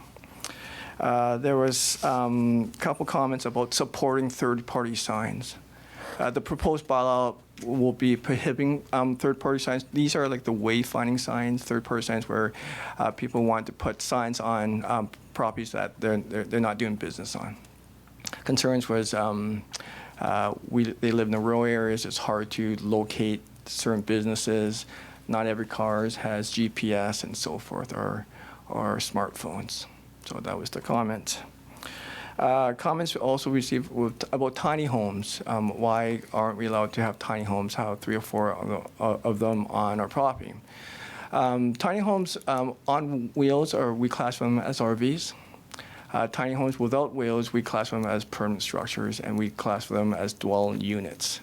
The big concern is through the building department about building codes. We have to make sure that there's a life safety factor with that. So we have to ensure that these structures are built properly, just in case if there's any emergencies or fires. So again, tiny homes are permitted depending on how you use them. Vacation rentals, as this committee knows, that we will be, we have removed vacation rental review to a later date. It will be a separate review, so staff will be hoping to look at that later this year. Again, we received a lot of comments about the ALR Act and Bill 52. We are here to listen to their applicants or to the landowners, but unfortunately, the ALC regulations trumps our local government. So we are working with our landowners and also the ALC just to maybe, again, have a meeting here. We had comments about being more flexible with decreasing the minimum lot size. As I mentioned earlier today, this review, we're looking at reducing minimum lot size. That's not the purpose of it. Maybe at a later date we can look at that. If somebody wants to reduce minimum lot size, process through this is through a rezoning. To Director Grieve, I know that you mentioned last year that you were concerned about lot line adjustments. We have removed that 25% provision out of subdivision to allow for lot line adjustments. So with lot line adjustments, you're not creating any new lots. You're coming with 2 lots and you're ending up with 2 lots. It's just the lot lines are being removed. We had comments about vet clinics. Vet clinics currently right now is not permitted in commercial zones and industrial, so we're going to allow them to be in commercial zones. We had bring Peter a lot of comfort. We had comments from Mosaic, the forestry company, in regards to the upland resource zones, removing single detached dwelling or residential use as a principle. Our comments with that is just, we want to ensure that silviculture is the primary use up in the upland resource. We have some concerns about fire suppression up there. We want to ensure that to reduce interface between commercial silviculture use and residential use to ensure that there's no nuisance complaints about those two. So we received that from Mosaic, and I'm expecting a comment from them. We have a lot of people waiting patiently for the changes to the carriage host provision about internal staircase and increasing the height. They're waiting patiently, but some of them, as you probably noticed, went through a variance application with this committee. And also increasing the height of an accessory building from 7 meters to 8 meters to try to 6 meters to 7 meters in most residential lots, but in the rural lots, we're going up to 8 meters, so hopefully to decrease their the variances. But as Director Hamir mentioned to me, there has to be a threshold where once we change this, there better be some really good reasons why staff should support increasing it even higher. We receive a bunch of emails from a group of who is supporting prohibiting watering facility in the regional district. Currently, right now, the zone bylaw allows you to have an industrial light zone. The proposed bylaw will allow the one facility out in Ships Point to have that use, but only on that property. But everything else, the proposal is to prohibit that. And I think I'm just going to stop there. That was probably a lot of information for you.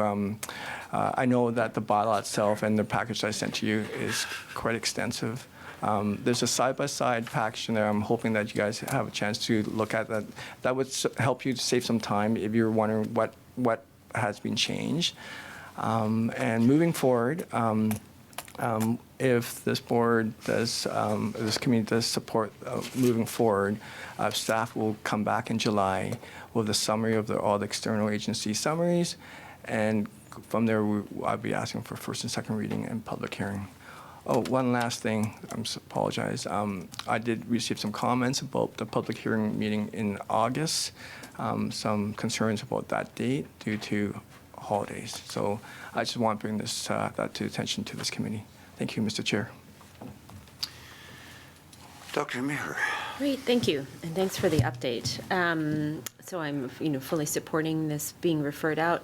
My question is around in the comments that you're receiving. If someone brings up a really good point that we didn't see, like the rural signage, for example. Yeah. Are you making adjustments now, or how are those comments then integrated into your proposed changes? Through the chair to Director Hamir, any comments that we receive since this consultation plan and up to almost to the public hearing, it really depends on the timing. When it goes to first reading, the bylaw stays as is. Mm-hmm. Before any readings, staff has an opportunity to change their the staff has the opportunity to do the changes prior to the first reading. But if the first reading gets approved by this committee, a way to go back and change it is that that the first reading would have to be rescinded back. So right now, I have received some comments that I have looked at and changing it. We still have time. Yeah. Before first reading. A good example is, as you said, the third-party signage. Staff feels that the third-party signage should not be allowed due to who regulates these signs, who maintains these signs. Staff would be really trespassing onto somebody else's property to do the measurements of the signs. Okay. So staff is aware of some of these comments, but we're moving forward with the proposal. To be honest with you, these comments I have received about anything that's against the bylaw, I have heard before from the last 2 years, and we're still moving forward with the changes. Yeah. So there's no amendments to be made before it gets referred out? Like you're going to keep it as is? The bylaw still has an opportunity to be changed. It's going to be sent out to external and First Nations referral. The public still has an opportunity to provide me with comments, and I still have time to change it. It's up to, my goal is to get this bylaw to be to first reading in July, and after first reading, the bylaw would be set. And Mr. Chair, I'll just confirm for the directors and Tom that you have now been provided a copy of a draft bylaw. Any changes we make to that draft bylaw will be presented for your information so that you're aware of any changes moving forward. Yeah, thanks. Thank you.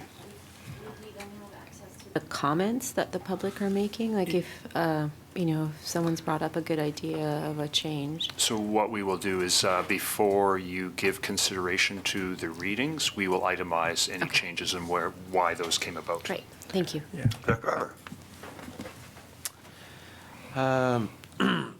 Before my constituents in Ships Point start freaking out because they think there's a water bottling plant in their community, it's actually at Rosewall Creek where the water bottling plant is. In terms of the First Nation referral process, I'm just wondering about the nature of, sorry, is there? Is it okay? Because the chair left? Just one of you has to take the meeting from this point forward. Vice Chair. Thanks. You're okay there. Yeah. So if you can describe the First Nation referral process. Is it just that we send the document over and they look, because I'm new to this, I just want to know if it includes a sit-down meeting with them. What is the nature of the referral and how are we consulting with them? Great. Through Dr. Hamir to Director Arbor, we do have a First Nation referral policy. A package would be sent to the First Nations. Actually, I am meeting up with KFN next week to do a sit-down with them to inform them about the proposed changes. I have talked to him numerous times about what we're doing and give him the timeline. But I'm reaching out to KFN and then sit down with them. Yeah, so just a second, when you say KFN, would that be with staff, or is there a presentation to council, or what form, who are you interacting with? It is to the administrator of KFN. Yep. I believe her name is Tina. The manager of planning there, Monty, will be attending with his staff too. So it's open to chief and council and staff. Yeah, based on our recent experience, I think it'd be great if, I mean, it's just a suggestion, don't take it, but if there was an opportunity for chief and council to be fully aware of it in an explicit way. And to answer your question, in planning, we have a process whereby the bylaws are submitted to both chief and council and staff, so both the governing body and staff receive a copy, receive the referral. Further question,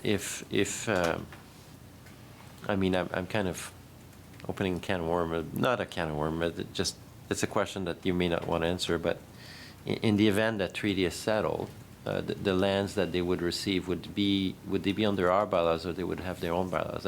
My understanding is that would be the latter, but I'm just curious as to whether there were some components of the lands that might fall under our bylaws. What happens in treaty, when treaty settlement lands are created, they are removed from the letters patent of the regional district, so they become under the administration of the First Nation and not subject to our zoning bylaws.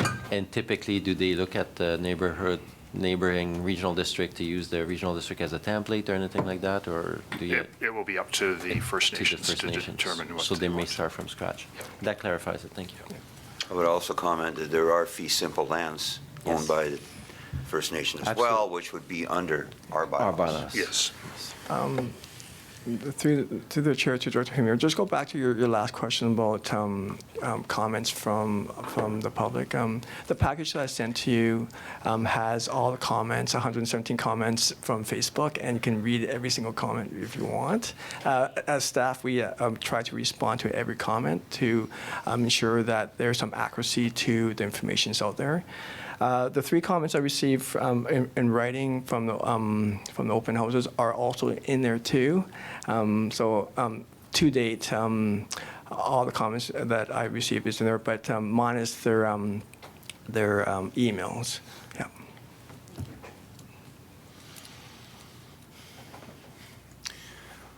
Well, further to Director Arbor's comment, it's all very well and fine to CC KFN on this and that, and to send the minutes of meetings and all that, but I would strongly recommend that we actually make a presentation to their chief and council explaining what we're doing, just because past experience has shown that it's invaluable to do the face-to-face. So through the chair, I don't know if you heard this, but we are meeting up with Comox First Nations, I believe June the 20th, to do a presentation to them, and they will have their draft bylaw on hand prior to that presentation. Excellent. Well, my computer's timed out on me, so we're on receipt. Call a question on receipt. All in favor? That carries. And seconded on the recommendation. Any further discussion on the recommendation? Seeing none, call a question. All in favor? That carries. Now, Denman Island Bulk Water Service Update. Moving seconded on receipt, and over to Chris LaRose is here, and our senior manager of liquid and liquid waste and water. Water and wastewater, yeah. Water and wastewater. Solid. Yeah. Great. Good morning, through the chair to the members of the committee. So at the last meeting in May, we brought forward a recommendation that staff be directed to negotiate with GLID to come to terms for a temporary, trial basis sale of bulk water on Denman. which we then proceeded to do. Unfortunately, those negotiations didn't have the intended outcome. In fact, there was two major considerations, one being operational. GLID, the Grand Lake Improvement District, have a very small system compared to the one that we're operating here in the region. And the impact of bulk water sales was not previously well understood, but given that it is a batch process, their water treatment system, having a truck come in and fill a 1,000-gallon tank in a relatively short period of time does throw their system for a bit of a curve. And the end result is that they feel the need to have an operator present at the treatment plant for each fill. So from an operational perspective, the constraints or the conditions that they placed on that were a limited volume of water per week, and also limiting the withdrawals to specific times of the day. So either two options, either in the middle of the night, so that to not coincide with any of their high demand times, or on a single day of the week where they could essentially have their operator at the treatment plant for that time. And in any event, they were proposing to limit the total water sold to approximately 5,000 gallons a week, which would represent about 50% of the summertime demand. So a significant constraint. And then as well, the bulk water rate. So when they did provide us the rate, shortly after the last meeting, we reviewed that rate and also came to terms with the fact that the DILSA system would have to charge some type of rate on top of that to recover the cost of operating that trial-based service. And when you combine those two rates together and compared it to what people are now paying off-island haulers to deliver water on the island, it didn't seem to make much sense to proceed further. So this report is presented for information only, but it signals our kind of intent to move away from that trial-based bulk water delivery on service on Denman. And it also lets you know that we are planning to, or we've scheduled an info session June 26th at the fire hall, just to answer questions that the public may have about what's transpired, and also to connect them with the haulers from town who are already doing business on the island and really interested in filling the gap. Are there any questions?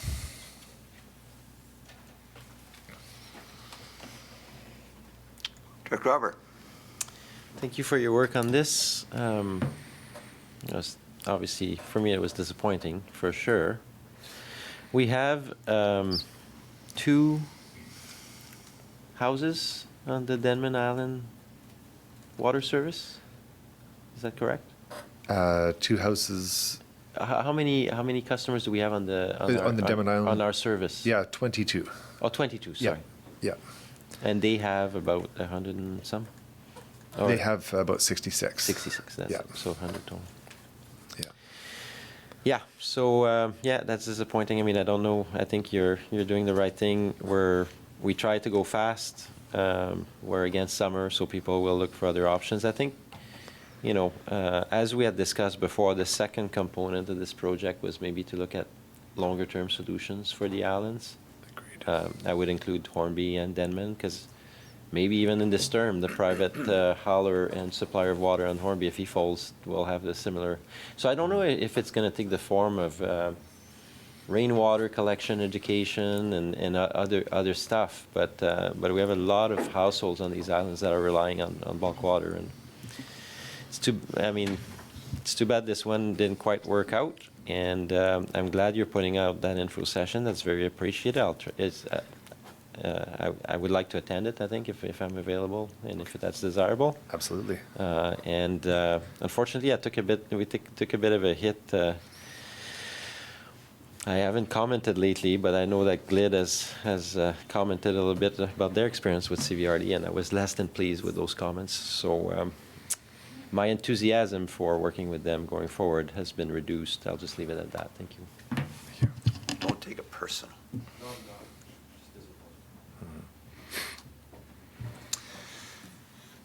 So that is the information on receipt. Call a question, all in favor. That's it. Thank you. Thanks, Chris. Chemical treatment of invisible plant species. That's invasive. And Doug DeMarzo is here, along with Mark, and who prepared the report, and Doug will just give a bit of an outline and then answer any of your questions. Moved and seconded on receipt. Fire away. Good morning through the chair. Just wanted to give a little bit of a touch base here about the implications versus of chemical and mechanical removal for invasive and noxious weeds. I think it's important to recognize this was spurred off of a gravel pit exercise we did at Seal Bay, and has become kind of focused in the Parks Service where we don't actually do a lot of this. So our approach to this report was a little more broad-based. Particularly, we looked at the financial costs and provided you with some examples of how it has been more expensive in certain instances. We also looked at the integrated pest management approach, and through that, we just noted that potential chemical removal would be just loss of one more tool within that toolbox. And it should be a particular concern is the public relations concern. And, you know, in a lot of ways, that's twofold. First of all, it's a concern of the spread of invasive species, which we often hear about. And secondly, it's the use of herbicides, which is why we tend not to use them a lot. It's an ongoing debate, I'd say globally, I guess, in some instances.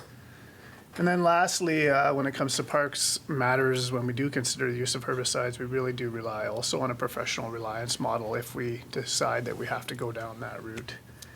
So on that note, I'll just pass it over to Mark, and he'll talk a little bit more detail about some of the pros and cons of the treatments and specific costs, and maybe outline the difference between noxious and invasive weeds in that context. Yeah, thanks, Doug. Through the chair to the directors. I just wanted to start with maybe some definitions so everyone's on the same page.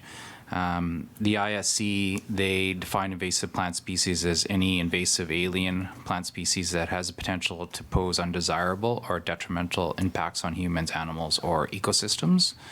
So when they refer to alien, that essentially means non-native. And when you're talking about noxious weeds, those are weeds that are actually designated provincially under the Weed Control Act legislation. And there's currently 38 plant species that are listed on that, and that was included in Appendix A, I believe, of the report. So the ISC, so the Invasive Species Council, who we use as professionals when we have an invasive species issue, we go to them and ask for their professional judgment. They recommend or have basically a series of tools in their toolkit in terms of being able to control invasive species, and those are mechanical, cultural, biocontrol, burning, herbicides, and grazing. So those are the 6 tools that they use, and the tool that they recommend is basically very site and species specific. So each of these tools has pros and they have cons. So mechanical, which is what we use most of the time within our parks, which is mowing or digging, etc. They're effective on annual species and on small sites, but they can foster rather than suppress growth in some species. Culturally, which is basically modifying the habitat, which is not something we really do very often, but that could be like planting shade trees to try to suppress certain species that need sun. So the pros is that's a natural process, but the cons are that it's a long-term control method and it's very species specific. Biocontrol is just the use of insects. I don't know if we've ever used that. That can be cost effective on larger sites, but it's a long-term control method, and it's usually slow to take effect. The fourth is burning, which is a natural process, but there's the uncontrolled fire risk, so there are cons to that. There's the herbicides, which is use of chemicals, and so the pros of that is that it's time efficient and it's cost effective for larger sites, but timing is important, and the research on the health is still ongoing. And then grazing, which is what we had talked about before, natural process, but the con is it's species specific generally. So then we did look at the financials. So we looked at the 2018-2019 invasive plant transfer payment agreement and just grabbed the numbers from what happened last year. And the costs were, for chemicals, 192.41 per site. Most of the sites are very small as well, just as a note. And they were 267 per site for mechanical treatment. And then we looked at the Hardy Road, which just kind of spurred all this. And we looked at the costs if we had done what we did, which is chemical treatment and mechanical scraping and leaving all the material on the site. And that cost was roughly $8,500 compared to mechanical treatment and actually removing everything and disposing of it, which was $52,500. So quite a larger difference in terms of cost. So I think we'll leave it at there, and if you have any questions, we're happy to answer them. Director Harper? I think there was a test for us in the staff report to see if we would read all the way to the very last line. Because in the notes, it talks about the treated material could be left on site to decompose under the mechanical. Leaving the material on site reduces the risk of spreading. Was that for mechanical treatment, I assume? It could be done? Yeah, leaving, through the chair to the directors. Yeah, so leaving the material on site could only be done if we'd done the chemical treatment, because if we had scraped it all and then we just left it there on site, then you haven't taken away the rhizomes, you haven't actually taken away the invasive plant, and then it would have just grown back again. Okay, I was assuming we would build a big compost pile and try to manage that over time, so I was wrong in that assumption. Soils, yeah. So we would have had to, go ahead, Mark. Yeah, through the chair. So what we've done is we have chemically treated it, and then we are actually leaving it to decompose on the site. And that's the plan that's happening currently.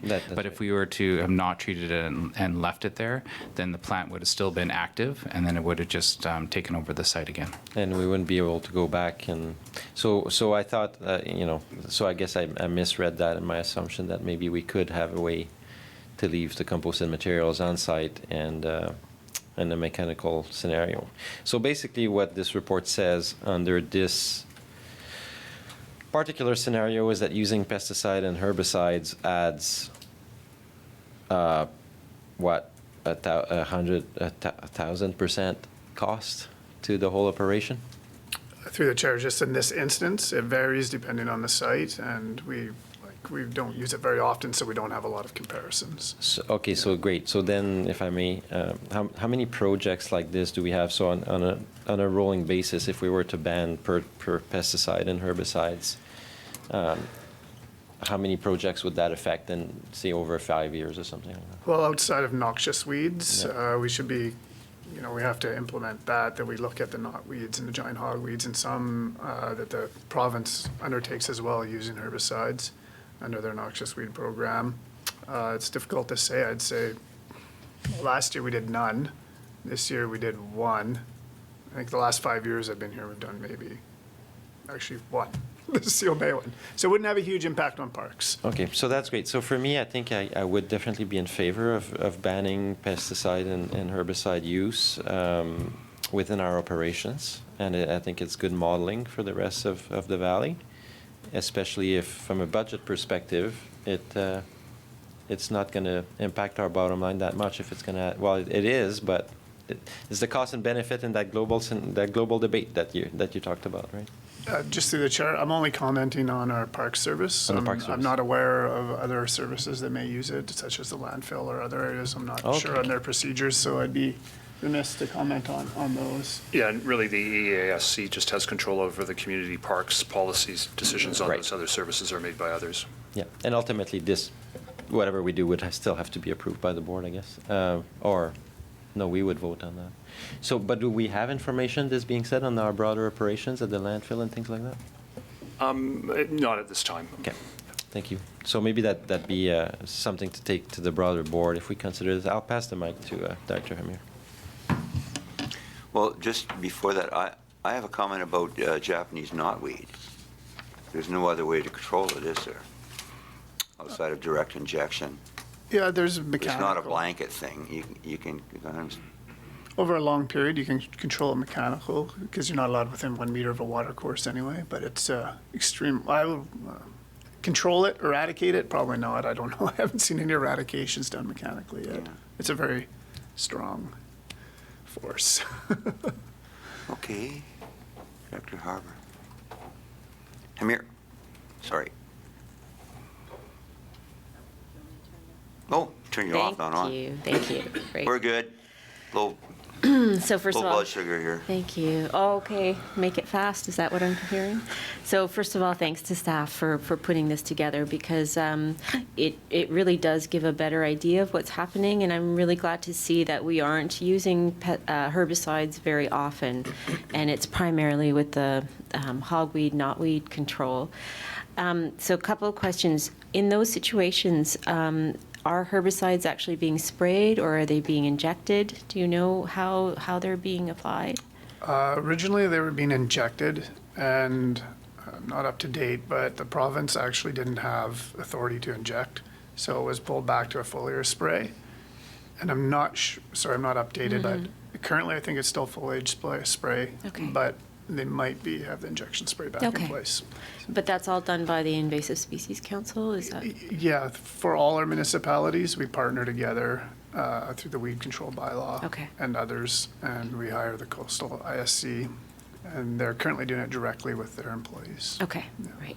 So I think, yes, you're totally right. I think the Hardy Road was just what kind of spurred this because it wasn't a noxious weed, and we had neighbors, and it was very public, and you probably got, I know, Mark, you got calls, I got calls, and yeah, so my concern was just if we had, and I recognize that this is, staff are worried that this is going to be one tool that we're going to be getting rid of. I'm hoping with the advent of some of the local goat herders that we have another tool that we can bring in as a possible control.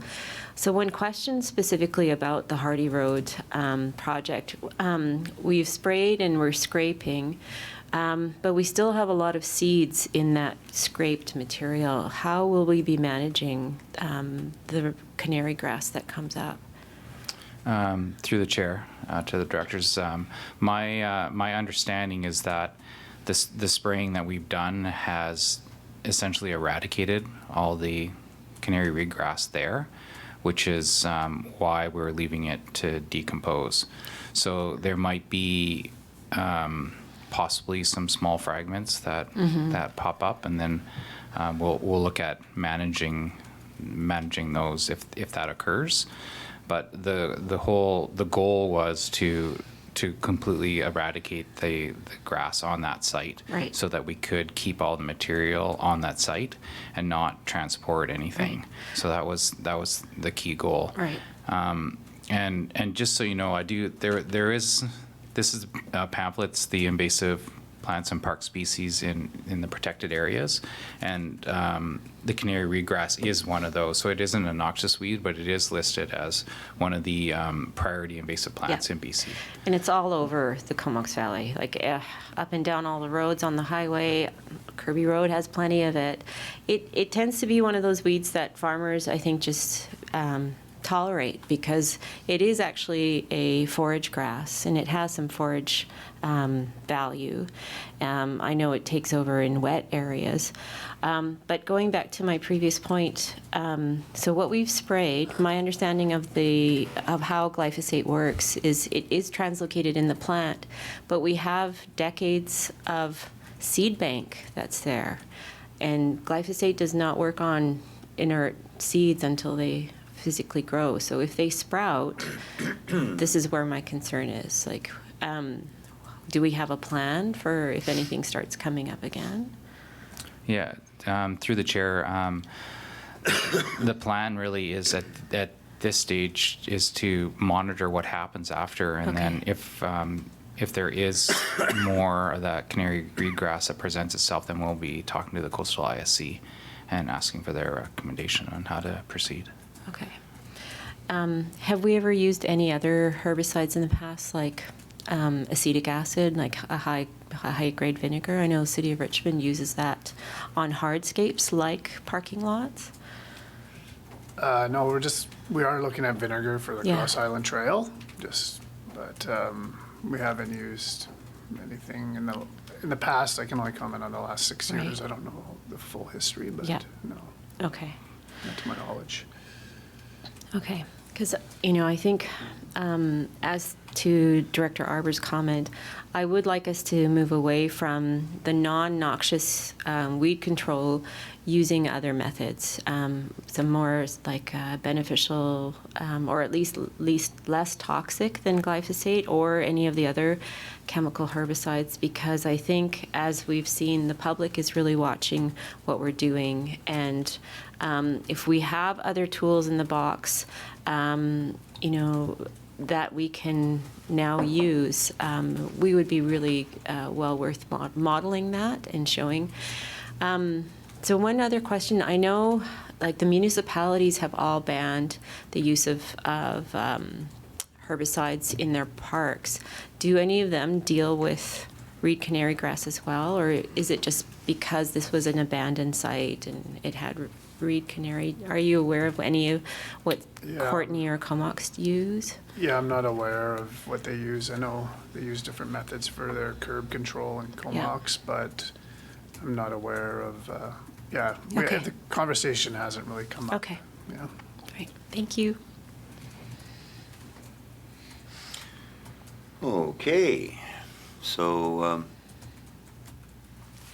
we can move on. We've moved on receipt, so we'll call a question on receipt. All in favor? That carries. Do we want to give a direction to staff on this?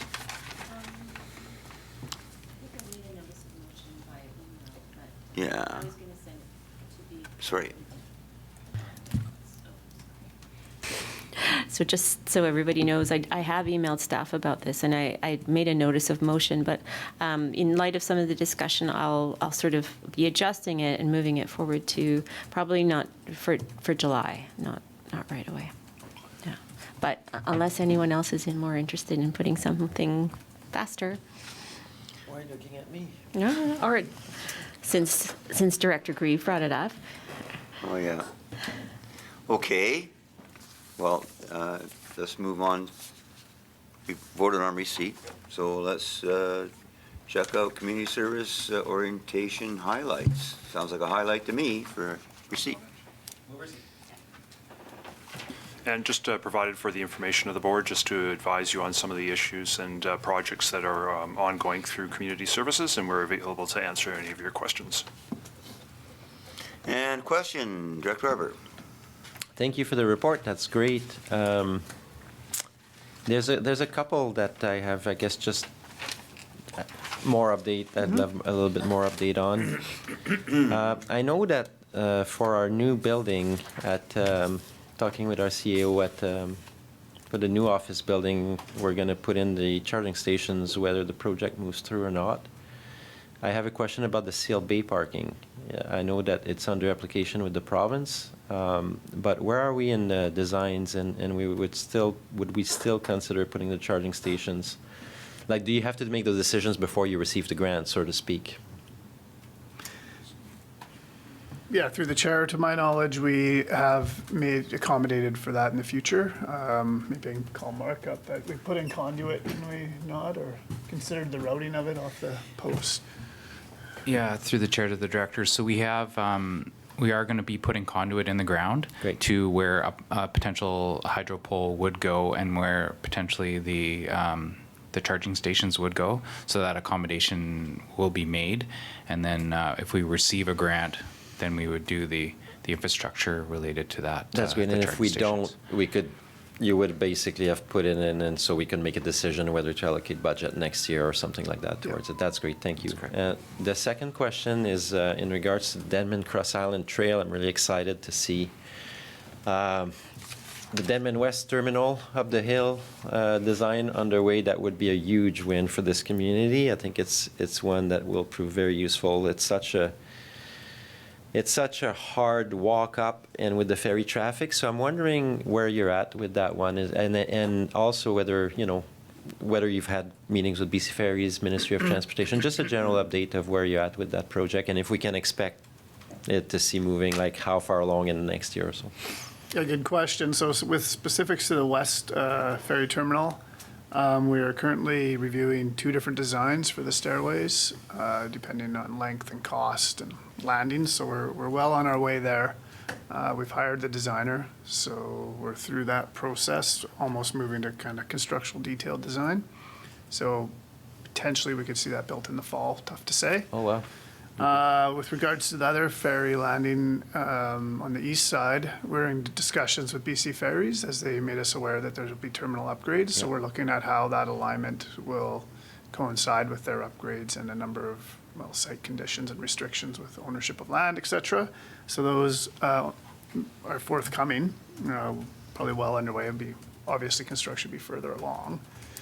And then with the connection portion, where we've currently ended at Corrigal Road, we've been unsuccessful getting stat right-of-ways, or even acknowledging that we might be able to get a stat right-of-way across a number of private property owners.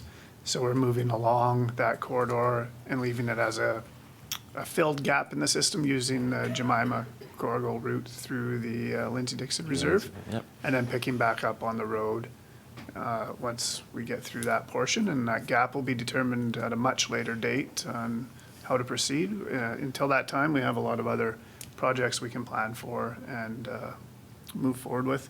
We plan to bring that information, or this information, once we get the design done for the West Terminal, to one of, hopefully, the farmers market again in Denman, if it's still ongoing by the time we get the design done, for community input and just basically an update on the Cross Island Trail with the community beyond our parks committees. That's fantastic, thank you. And maybe just a quick little last one before I pass the mic on. I was at the Comox Valley United Soccer Club Jamboree yesterday, took some Hornby kids. And I know we'd been pushing hard with Dr. Kettler to get the keys to the washroom. Following that experience, so thank you to staff for responding to that and getting the keys. Following that experience, I'm fully supportive of the United Club's effort to build new washrooms on site. So that's just a general comment. Good to know. I was there yesterday as well. Oh, we missed each other. You must have been on the boys' field. You're on the grass field? Okay. Huh? Yeah. Director Hamir. Good to know. Good to know. So just a couple questions on the Denman, or on the trail. Where did I see it? Summer students for invasive removal. What methods are they using for? Yeah, they strictly use mechanical removal. Great. Yeah. Hard slogging. Maybe vinegar on Denman Trail. We haven't got there yet. Okay, awesome. And so second question is around the Fire Smart. I noticed A and C got some sessions. Where did Area B go? Was that like 4 or 5 years ago? Oh, okay. No, that was recently. Yeah. They had a session in Martin Park area, which is up way up by the Mister River up there. I wasn't even aware. Denman Island had a session, and then Lake Trails program for an upcoming session. So Area B, good question. Yeah, I think the where Seal we Bay need to- Park area might be a good Yeah, spot I'll add that to my notes to see where they're add at. to. And a couple of folks on the APC, actually quite a few of them live up there as well. So I think they'd be really interested in kind of connecting into that discussion. Sure. Yeah, and the new paint on the sports center looks awesome. Get the student painters to paint it. Got students in. Yeah, I was also talking about Fire Smart, but apparently there is some people in town that can do it, and maybe do it in conjunction with some of our information session open houses. But certainly up, a couple of places of concern is Railway Avenue, Macaulay Road, Plateau Road. You get something at the Dove Creek Hall, maybe something at the Merville Hall, whatever. But whether or not we can roll it into our own little PR exercise that we're doing, along with the septic thing. Those are the two I see as real, tangible, substantive kind of things to have an open house over, not the fluff. Okay, so on receipt. All in favor? That carries. And then I guess it brings us up to new business, doesn't it? So nothing else there? Oh, recommendation on that. Okay. A quick one.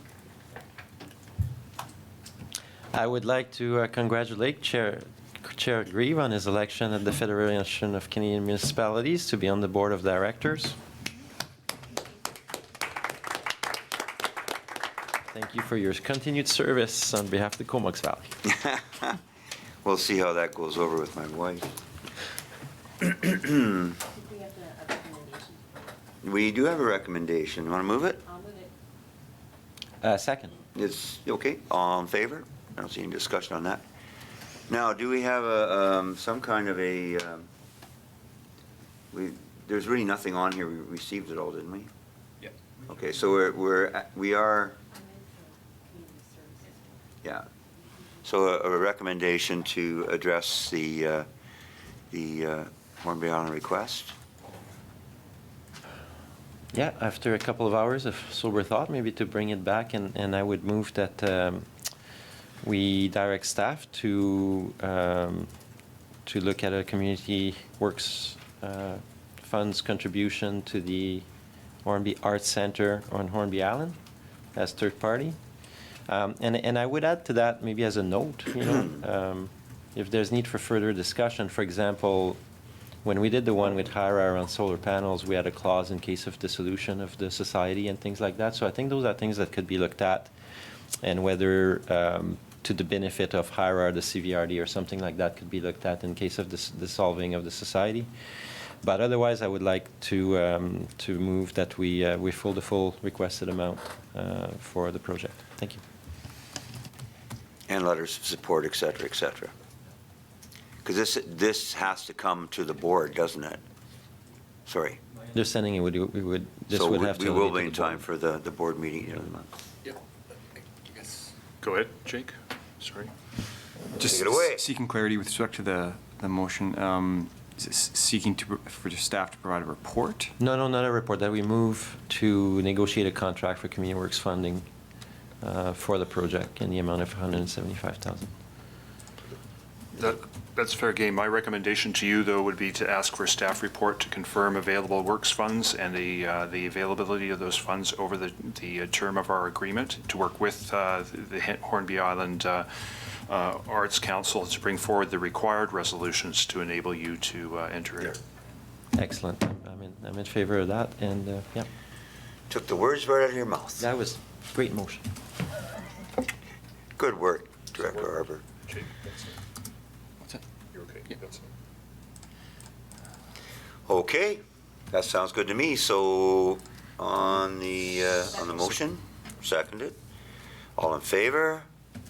That carries. A motion to adjourn in camera. Okay, and we'll adjourn quickly. I unfortunately have a doctor's appointment at 1 o'clock. I'm going to phone and see if I can stick.